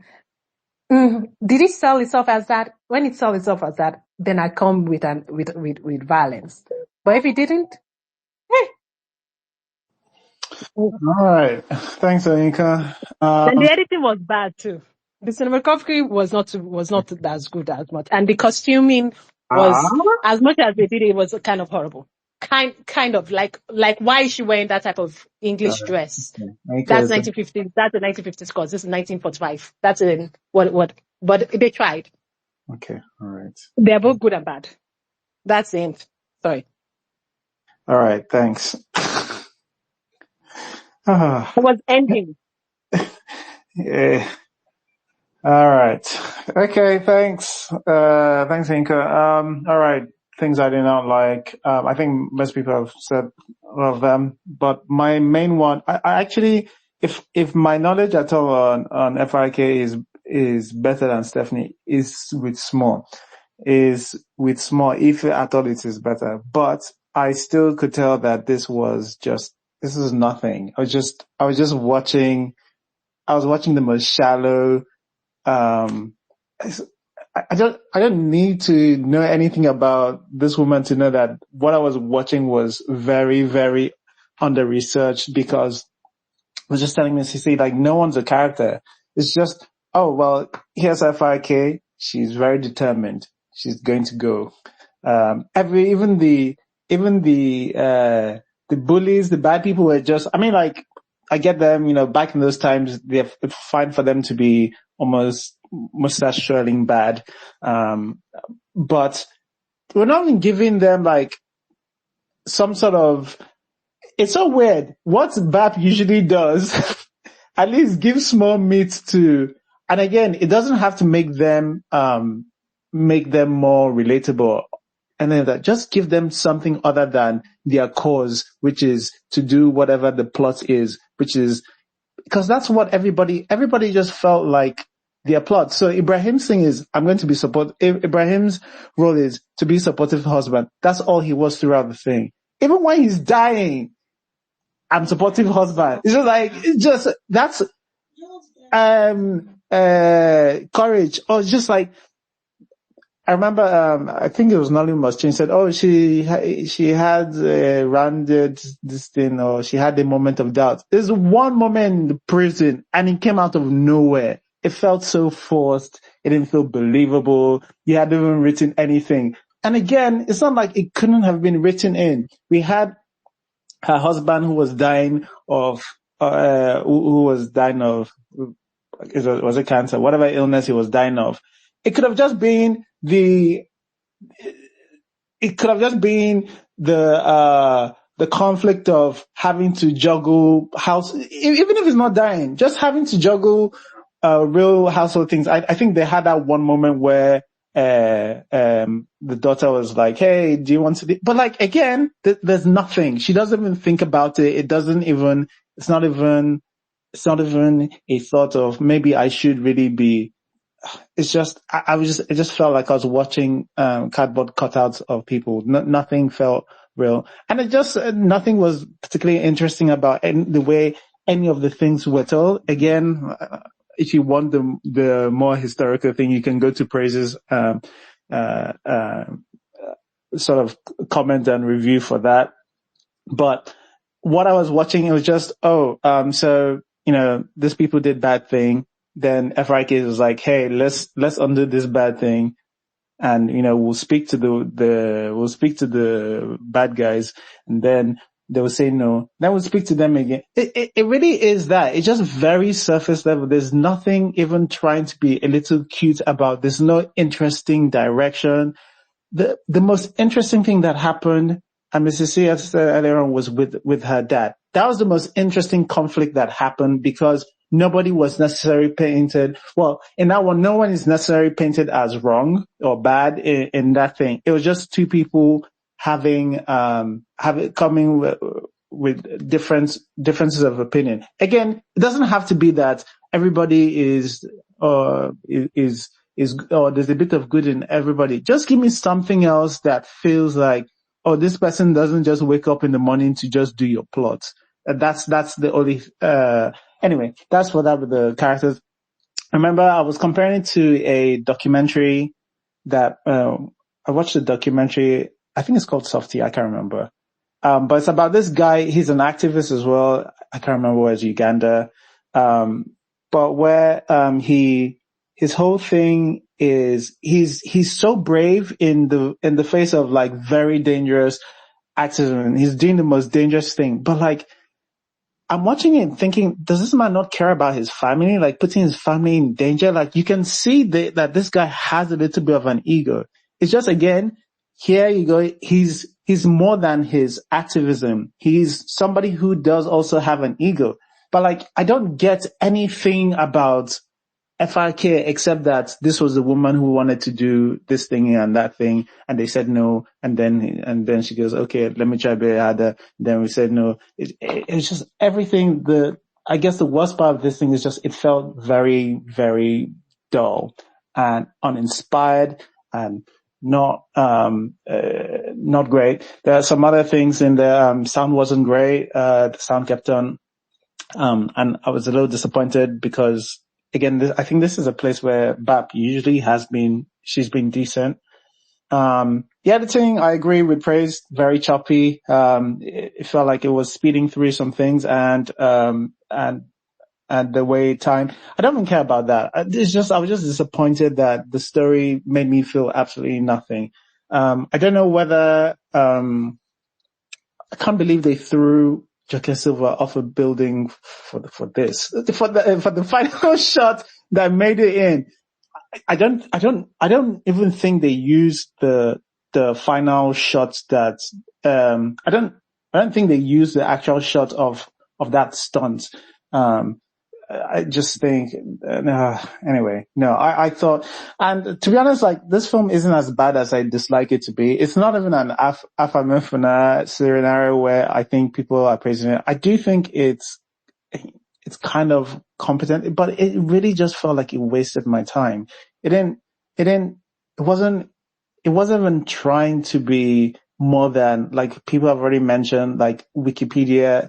Like it suffered, because honestly, some Wikipedia entries are pretty detailed. You spend like a few hours on there. This felt like Wikipedia page entered by somebody who had something somewhere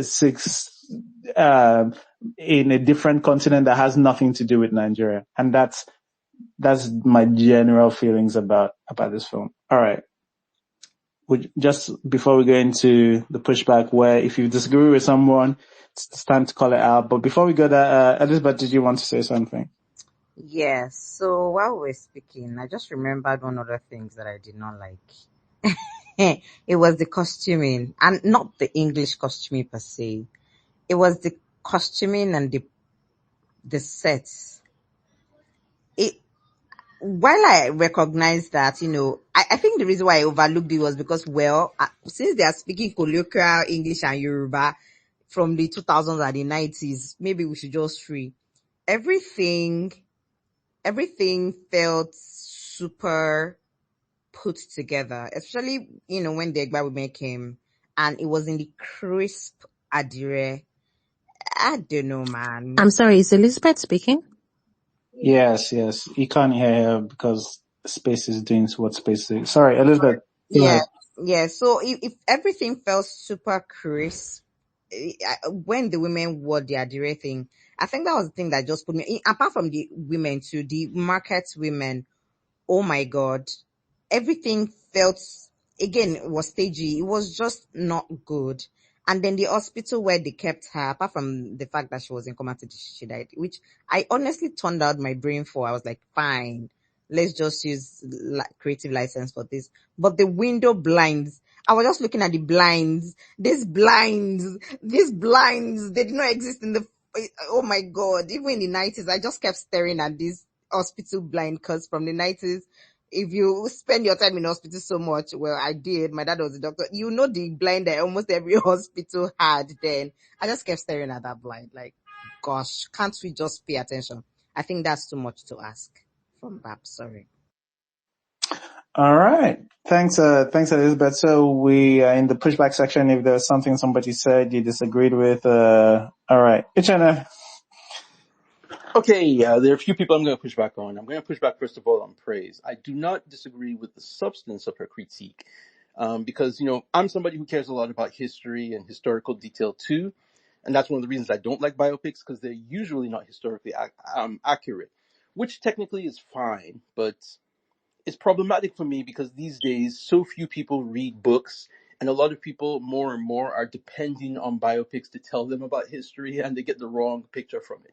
So I get the concerns about that.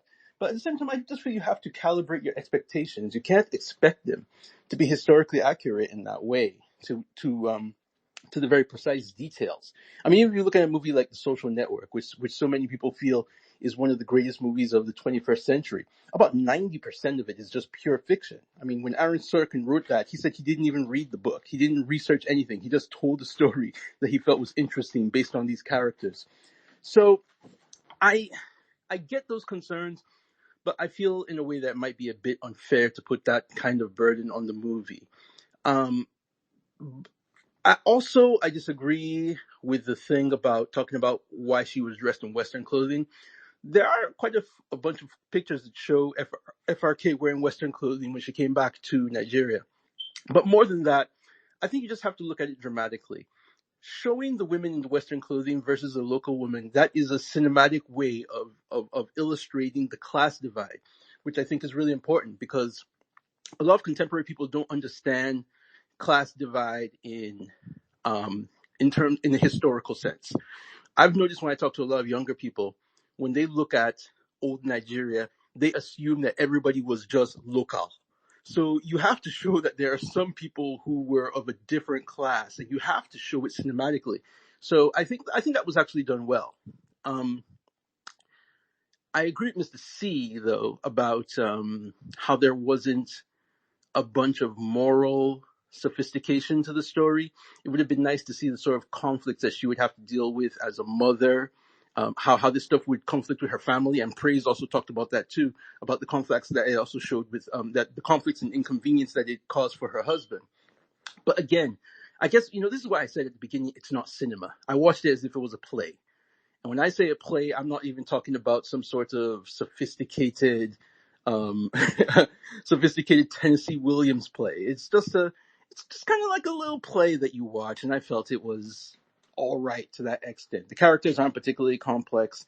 The situations don't have a ton of sophistication to them, but I guess it is what it is. And I just think that you have to adjust your expectations a little bit, I think. Also, who was it? I'm sorry, was it Elizabeth or somebody who mentioned who saw mentioning Madame Tinubu as a sort of not so much of an anachronism. What would you call what's an anachronism that is about place rather than time? Yes, it's true. She was active in Lagos for some time, but Madame Tinubu was actually from Abeokuta. She was born in Abeokuta. She died in Abeokuta. So I don't think mentioning her was necessarily out of place. The stuff about the language not being of the time, I noticed that too, actually. I originally I did want to say something about the accents, but again, I just attribute that I attribute that to sometimes when you're doing a biopic, you're just trying to make history as accessible as possible to contemporary people, and sometimes using time accurate language and manners can be a hindrance to that for modern audiences. So again, I give it a pass for that. One thing I did want to mention, this isn't a pushback to anything, but maybe somebody can help me with this. One thing I found very interesting is, BAP made a very, she took time to emphasize Mrs. Austen-Peters there. And originally I found that sort of endearing, like, oh wow, so maybe her grandmother actually knew FRK, and that gives this movie a more personal feel to it. But later on, in the credits, I noticed that Bolanle Austen-Peters was also credited as Bolanle Austen-Peters. So I was like, oh wow, so is it that she was named after her grandmother? Oh, that's really cool. But then I remember Austen-Peters is her married name. So that would be her husband's grandmother, who just happened to be named Austen-Peters too, Bolanle Austen-Peters. Is that accurate? Or did she insert herself into the movie? Which I think is strange. I'm not going to say it's good or bad, but it's a choice. I don't know. I just found that interesting. If anybody you might know since you've done some historical research. I can tell you. I can tell you right now. This is a bad thing. She likes putting herself in her movies. Really? I haven't noticed that before. Maybe I have to go back and watch. Yeah. Well, she okay. does. In that case, I'll say that's a very weird thing to do. This is the first time I've heard her introduce herself. She pointed herself out and actually gave herself lines and everything. Yeah. Well. Mr. C, in Man of God, she's literally the when she meets I've forgotten his name, Aka's character. She's like, "Hi, I am Bolanle Austen-Peters." Okay, Like every single film. Okay, so it's a thing. Okay, I didn't know she always it's so upsetting every single film. I've seen your. Sorry, let me just off my mic. Sorry. No, I hear you, Rain. It's funny. I remember that scene. I just didn't remember that she said her name. But yeah, I'm not surprised. But yes, it's a BAP staple. It's a BAP staple, that she does. Anyway, just a couple of things with some of that accent thing. I don't know what other people said with regards to the accent. One of my issue with, and this is a minor thing. The movie didn't hang on anything by this, but there's a point where Candace is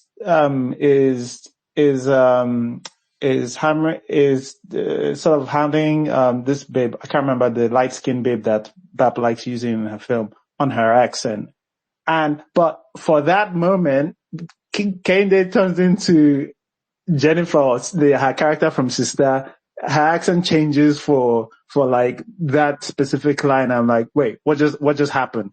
And I was like, yeah, but she does that just to go, oh yeah, why are you using that weird accent? So, I wouldn't even have a problem with it if the movie didn't decide to call attention to it, where it's like, why using the British, Yeah, using and Atlanta, Bridget Johnson's accent wasn't even particularly British. That's another funny thing. And another thing I will mention regarding accent that did bother me is I can't remember the character's name. One of the British enforcers.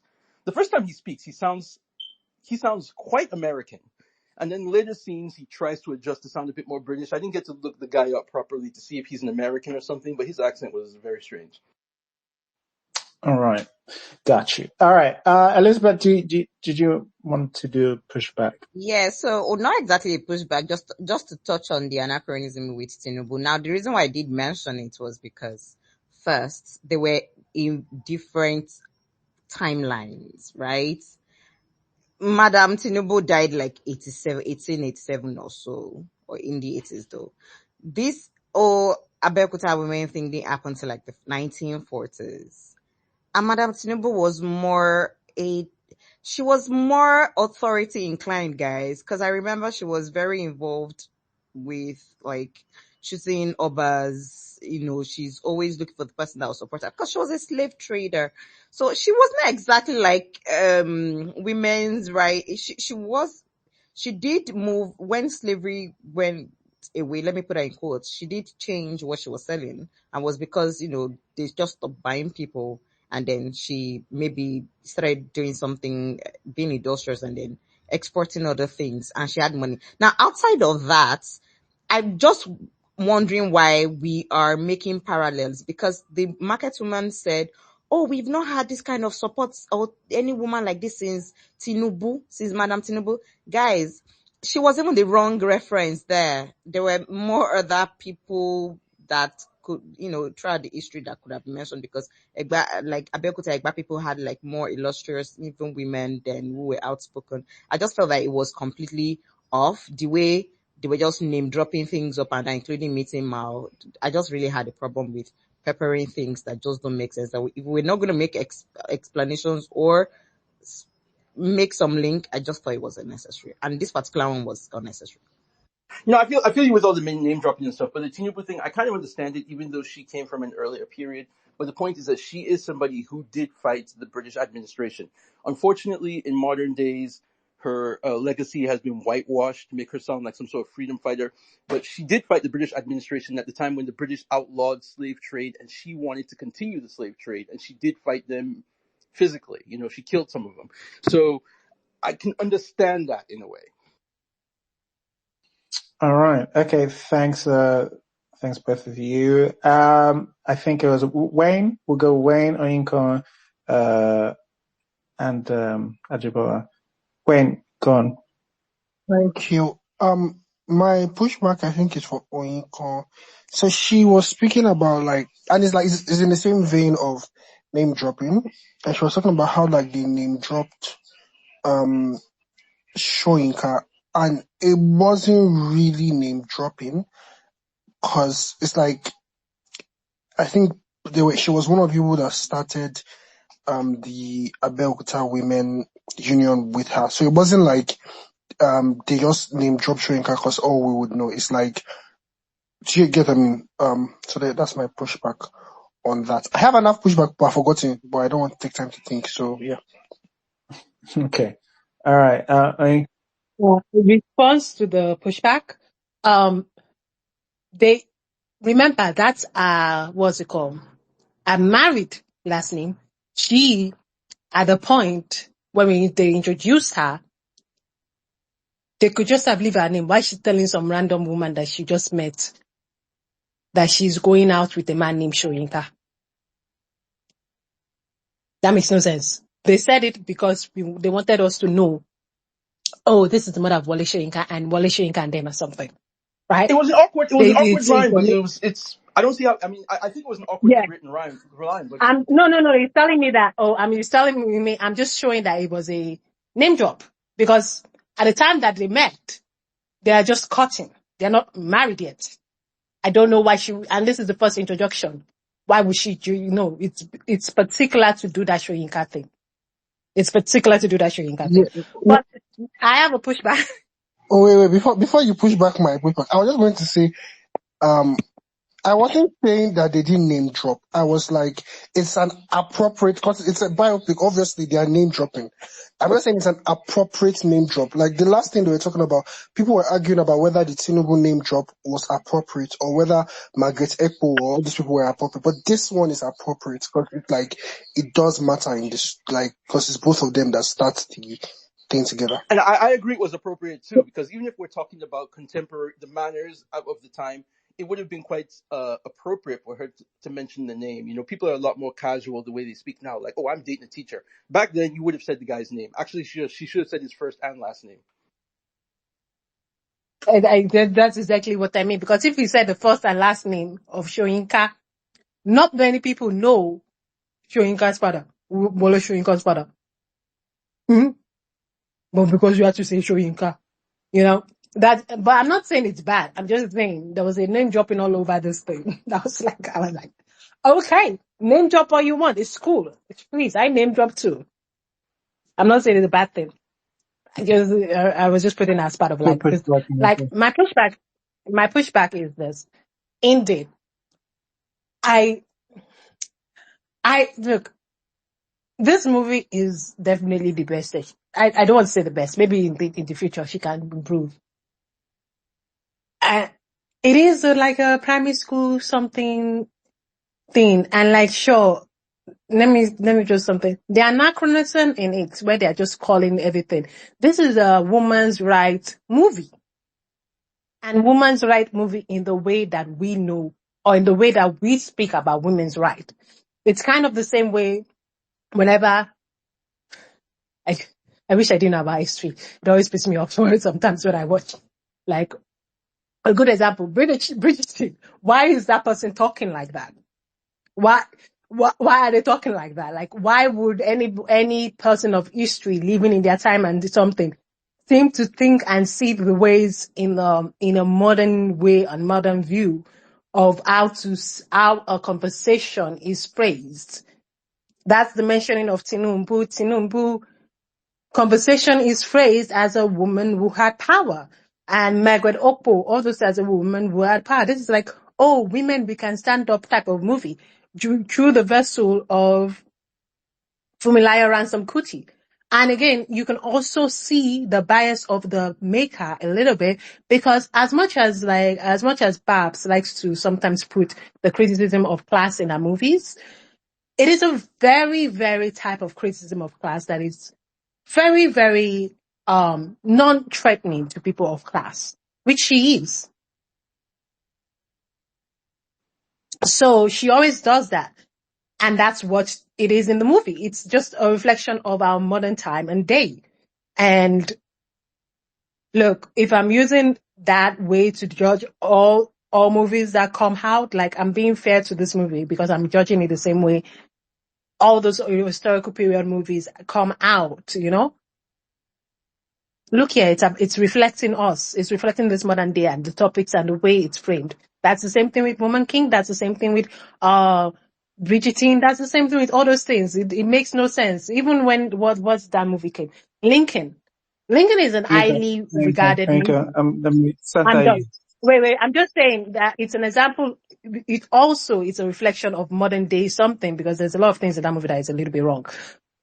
Just so I don't. Okay. All right. Okay. As that, the movie is okay. Okay. No, thanks, Anika. I want to hear, Ajibola, did you have a pushback with something other people said, or you might be? Not really a pushback, but I just want to say something. See, we need to understand something here. That movie is not just a movie. It's like it's an history. Like, okay, you're trying to learn history. I watched that movie. I think GLV, that's GLV, Labour Party gave me the free ticket to watch that movie at the premiere. You see something there. When I was going to watch that movie, I'm not a fan of Nigerian movie like that. I don't really watch Nigerian movies like that. But when I was going to watch that movie, do you know what I was going to? I wasn't seeing Kehinde Bankole or whatever. those who are acting. I was trying to picture myself in that scene, in that era. Now, trying to understand those characters, how they were behaving, the way they were able to use those protests to make an impact in society. You understand? The charisma they had, the charisma, the swag, everything. Those are the things I was trying to see. You understand? We were no, most of us were not there. It's all history that we heard. So we cannot criticize, either during those era, maybe Margaret Epo, whatever, Tunubus were all mentioned. Yeah, it's possible. These are noble women, noble names that we will know about from time memorial. You understand? So it's possible that they were all mentioned. But to me, when I was going through, I want to capture that scene that, this was what those women was doing that time, during that era. This was how they were agitating. Yes, I'm not expecting to see all this, everything that happened there. But at least let me have that feel of it. You understand? So, if anybody wants to criticize what is going on, maybe they are acting or something. But the message they were passing that is what is important to me. And that's what I wanted to feel. And I enjoyed it. I had that connection with the movie. Like, this is what this woman, Funmilayo Ransome Kuti, stood for. This is what she has always stood for. And I think that is where Fela got that, the care for of who he is, who Fela was. So the idea to me, to the movie cannot be perfect. Nobody's perfect, you understand? But the idea to me was I was going there to learn history, to know more about the so-called Abeokuta women, this thing. So you understand? So I just want to see how, to have a feeling of that era, that year, those women, and see what they did. Now look at that scene where those men, they came out, those what they call it, they came out, and the women went naked. That they are not supposed to see the women naked. You know, those are the things that we need to understand, that as a Yoruba person, you need to understand that these are the culture. So these are the things that you want to see. You want to pick. Those lectures, those are the histories that an average Yoruba person wants to pick from the movie. And they did justice to it. To me, they did justice. They can't. It's all stories that we've learned. It's all stories. It's only few people that were there, and people will always give different account of what happened there. Nobody's perfect. So that's what I just want to say. Thank you very much. All right. No, thanks, Ajiba, for sharing your thoughts. Just my general thing, and this is something I use, I wouldn't generally go to any film to learn history. I would always, at least even if maybe as a starting point, it might not be bad, but I would always maybe double check with book or two, or just, because, sometimes, people who make these movies, sometimes they don't, they don't get it right all the time. But yeah, I hear you on you learning stuff from it. Okay. Nollywood must change. Nollywood must change. Do you have Pushback? Yeah, can you hear me? Ish.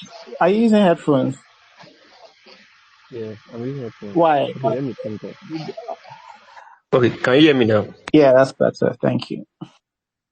I just think that we're asking for too much for this movie. Like, everybody wants this to be there. They didn't say this, they didn't say that, they didn't say this. Because if they are trying to say almost everything about that, you won't enjoy this movie at all. And that's one thing about biopics. You have issues, watching them, like, and other, but everybody wants this to be there, want that to be there, want this to be there. Within 2 hours to say everything about her. You didn't go back to when she was there to go and do this and that. We should just be calming down, please. Let's be calming down. Let's just take these artists. That's all I have to say, Sean. All right. Thanks, Nollywood must change. It's interesting. I don't like most people's, dislike for this film is that it's flat. It's not just about that they didn't do everything. Nobody's asking you to do everything. No one's asking you to do everything she said. When I was watching this film, my thing was I didn't believe anything. It felt like somebody was reading Wikipedia entry to me. And like, not, again, like I said, not even the detailed stuff, just bullet points. I can't remember his name. And I want to say, I can't remember his name. The speaker that spoke before you, he mentioned the showing of breast thing, and see, in a movie where they actually treat these things like a screenplay, that would have been foreshadowed somewhere in earlier on, where you'd have learned some of the rules, and this would be something that would come back. But because this is just a film where, okay, well, it's this time for this thing to happen, it just happens. Just things just happened. It didn't feel like, it just felt like they were telling us, when somebody tells you a story, oh, there was a boy and he went to the classroom, and then when he went to the classroom, they beat him, and then he was like, oh, I will go and call my father, and he called his father, and then him and his father came back and they beat him. It just felt very plain. It didn't feel like a movie. Didn't even feel like a play. I don't even agree with the genre, like, cause I've seen plays that feel like, the characters have depth to them or have something to them. I could feel like I could understand choices they were making. This was just watching a plot, and that's a problem with it. And if we do want Nollywood to change, we need to do criticism, so Nollywood must change. All right. Thank you, Elizabeth. I wanted to sing for Nollywood Must Change. And who was the last speaker? Ajibola. So here goes. President General among the nations. That's my song. Okay, all right. So, in the absence of any other pushback, if Elon is doing this right, then I can see. If there's no more pushback, we can head into our summaries. And Uchenna, do you want to give us your summary for FRK? Okay, yeah, this has been an interesting discussion. We've laid out a lot of the problems in the movie, and I felt there were problems too. But all in all, I liked it. Maybe because I went in with such massively low expectations. I don't know if I should admit that, but I didn't expect anything of it, and yet I enjoyed watching it. It's not a masterpiece to me, and as I said, I don't even look at it as cinema. But I don't know. I felt like it delivered a fairly simple and satisfying fable-like story, not anything that had any deep dramatic contours to it. But it was enjoyable to me. I liked it, and I thought Kehinde Bankole was pretty good. All right, thanks, Uchenna. Chinweke, do you want to give us your summary? Yeah. First off, I want to say that you guys are really harsh. Wow. Thought I had like you guys were. I mean, the expectations for. I mean, it's a good thing that we have really high expectations for the film, but at the end of the day, I think this is something they did something remarkable and novel here, and important because this is an important story. This is the story of a person worthy of emulation. This is an important historical figure. So the fact that they opted to tell that story and try to be academic as much as it was boring, I thought it was really important. I think it's an important movie. I think it's a necessary film. There's a lot of room for improvement, but nobody else did it. So, and it's easy to just sit here and talk and say they didn't do this, they could have done that, and all of that, right? But nobody else has done anything about it, and they're the ones that did it. So we just have to learn from what they didn't do and maybe improve on it if we can. So the film personally I just think it was an important film. Yeah, let me just leave it at that. Thank you. All right, thanks, Chinweke. Sneaking in, if you easy go do I see you. All right. Elizabeth looks like she's lost connection. Wayne, do you want to give us your summary? Okay. FRK was, I don't know. When I went into it, I didn't really go with any maybe a little expectation because I had seen like a bit of hype. Um, and I don't say it didn't fall short, right? But it's like a nice watch. I think it's also a film I can watch again. It's like how I think I've rewatched Gifted Hands, but it's like after maybe 7 years and like I've forgotten what happened in the film, I can watch it again just to remind myself. It's not like any spectacular cinematic experience. It's just a nice film.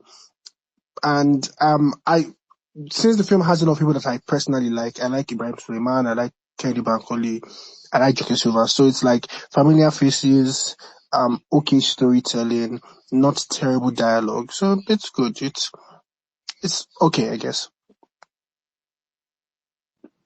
All right. Thanks, Wayne. Oh, Nollywood Must Change. Do you want to give us your summary? Okay, I think one of the highlights of this movie for me was the scene where they had to, like, dethrone the king, because I had goosebumps at that scene. I don't know, maybe it's because of the story itself, or maybe because I was inspired by like a woman doing that. Because now still, it's very hard for a man to dethrone the king or in Yoruba land, except you are the governor, because everything is now politics. But for that period of time, knowing the significance of the power of a king, like a woman doing that, is very inspiring. And I like how the film depicted it. I kind of enjoyed it because I was just smiling through this movie. I never fast forwarded this movie, just skipped any part of it. I was just smiling at some point. So I kind of like the movie, and I like that the audience likes it. And yes, kudos to the haters. So I would recommend this movie to anyone that wants to see it. Yeah, I know that almost anyone I recommend it to will like it. That's all I have to say. All right. So I'm bookmarking you for people not to listen to. Elizabeth, you want to give us your summary? Yes, my summary is my summary goes thus.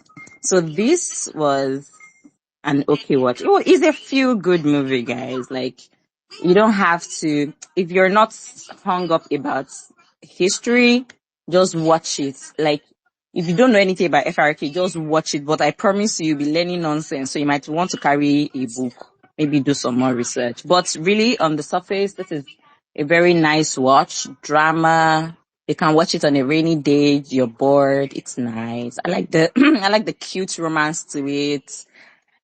It played really safe, didn't try to do too much, because I'm sure BAP knows that people do nothing but sit down to tear apart a film.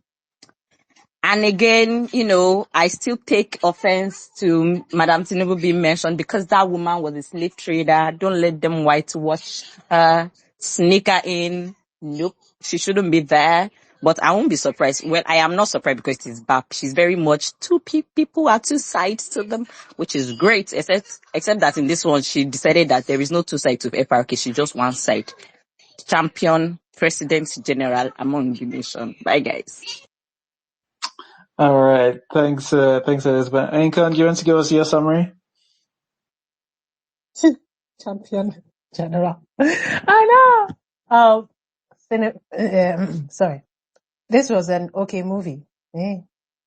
It was a primary school report card movie, but I'll give an if you turn this in. Why ever go in? Do I recommend this? Here we go. On a Sunday night or any day you're off, you sit down, you want to relax, you want to be entertained. You can give this movie 30 minutes. If you like it, if it's cool with you, go ahead. Just don't think this is history. Never think a movie is history. That's just number one. And if you like it, you like it. If you don't like it, you can change it. There's a lot of movies. In fact, there's a lot of biopics out there that you can go watch. Some of them are very, very good movies, but they're also bad history. All of them are bad history. But yeah, that's what you can do. Bye. All right. Thanks, Soyinka. Atas? Summary, I liked Ibrahim in this. I liked the little romance in this. But I felt like both the lead actress and the lead character were very flat in this, and it wasn't my favorite watch just because it doesn't really tell any part of this iconic woman's story well. Probably wouldn't recommend it or watch it again. Okay, all right. Thanks, Taz. And Praise, do you want to give us your summary for FRQ? Yeah, first, I just want to say that expecting historical accuracy from a biographical movie is not far-fetched, to be honest. I know a lot of people are saying they can't include everything. That's fine, but they picked a part where they wanted to cover and they didn't really cover it extensively. Like Mr. C said, the film just falls flat. That's why. But I see people saying you can't expect. I'm sorry, historical accuracy is a biography. Like, that's like the bare minimum. You can excuse the dialogue, but if it's something that really affects and changes everything in the history, that's wild to me. That maybe because I did history, but that's really wild to me. But I appreciate the attempt at this feat. To be honest, we had not have. I think it's like one of the first female biopics, and I think it's actually necessary to have it. So people could see that FRK wasn't just a woman that first drove a car. As much as not a lot of information was put into it, at least people could see that, oh, she did so much more than just drive a car and, correct the notion. So, but I don't think that I will be recommending this movie because FRK really has a special place in my heart. Like I said, I spent the whole of my final year just working on FRK, but I think it's a good try. Yeah, that's all I can say. All right. Thanks, Praise. Mrs. C? Yeah, I think you can enjoy this if you know to reason them. And I think for me, I do like that this exists in that, a biopic about a woman in Nigerian history, blah, blah, blah. We don't get much of this or any of this. So it is filling that gap there. But yeah, I do still maintain that the characters did feel quite flat, it's one note, and it felt like it was set up for the scene. Also, special shout out to the terrible acting of the person who played Fela. But yeah, I'm gonna go with Oyinka on a Friday night or a Sunday night, fill in the rest. Okay. Yeah. So first of all, I want to make it this film isn't as bad as I dislike it. I think in terms of how I dislike films, I actually prefer really, really bad movies to movies that feel more like this, where they're like uninspiring. So that's my disdain for this movie, is that it more or less feels very bland. Feels very bland. It doesn't feel, nothing feels real, and I wasn't invested in anyone, because everybody just felt one dimensional. And you can still actually make, you can still make something somewhat enjoyable, although it becomes harder now because now you have to, if the characters aren't going to be interesting, then the plot now has to be super interesting. But the plot of this was also super basic, and uninteresting. So I think what they should have done is just invest more time in the characters and how to develop them. And that's what this was just lacking. I don't know much about the history. I don't even have Praise's, disappointment with how, poorly the history was represented. I just, from a movie standpoint, I just thought it just felt like it should have been Tales by Moonlight, 10 minutes, 15 minutes, somebody sitting down to tell you, because that's what it was. It didn't give me more than that. But yeah, that's just my view on this. But thanks everyone for joining us, whether you agree or disagree. Thanks for giving us your comments. Also, sorry, I didn't read as many comments as I usually do, but thank you. Next week, Sunday, we are going to be doing a big one in Oloture, the series. So that's going to be fun. We might have a little something on, depends on when Mrs. C is. I think Mrs. C is going somewhere. So if Mrs. C is going somewhere, I might do a little space. A little 1 hour space, and we can talk about, maybe our expectations for future, of what the other literary, the series will bring us. I'm interested in having a conversation about that, but we'll see if there's time. If there's time, we'll set something up. If not, we'll just meet on Sunday and discuss Oloture, the series. And thanks everybody. And I hope to see you there next week. And bye-bye. Bye-bye. Thanks for listening to the episode. If you enjoyed listening and would like to join live, just follow us on Twitter at Iroko Critic and join us every Sunday, 6 p.m. West African time on our spaces.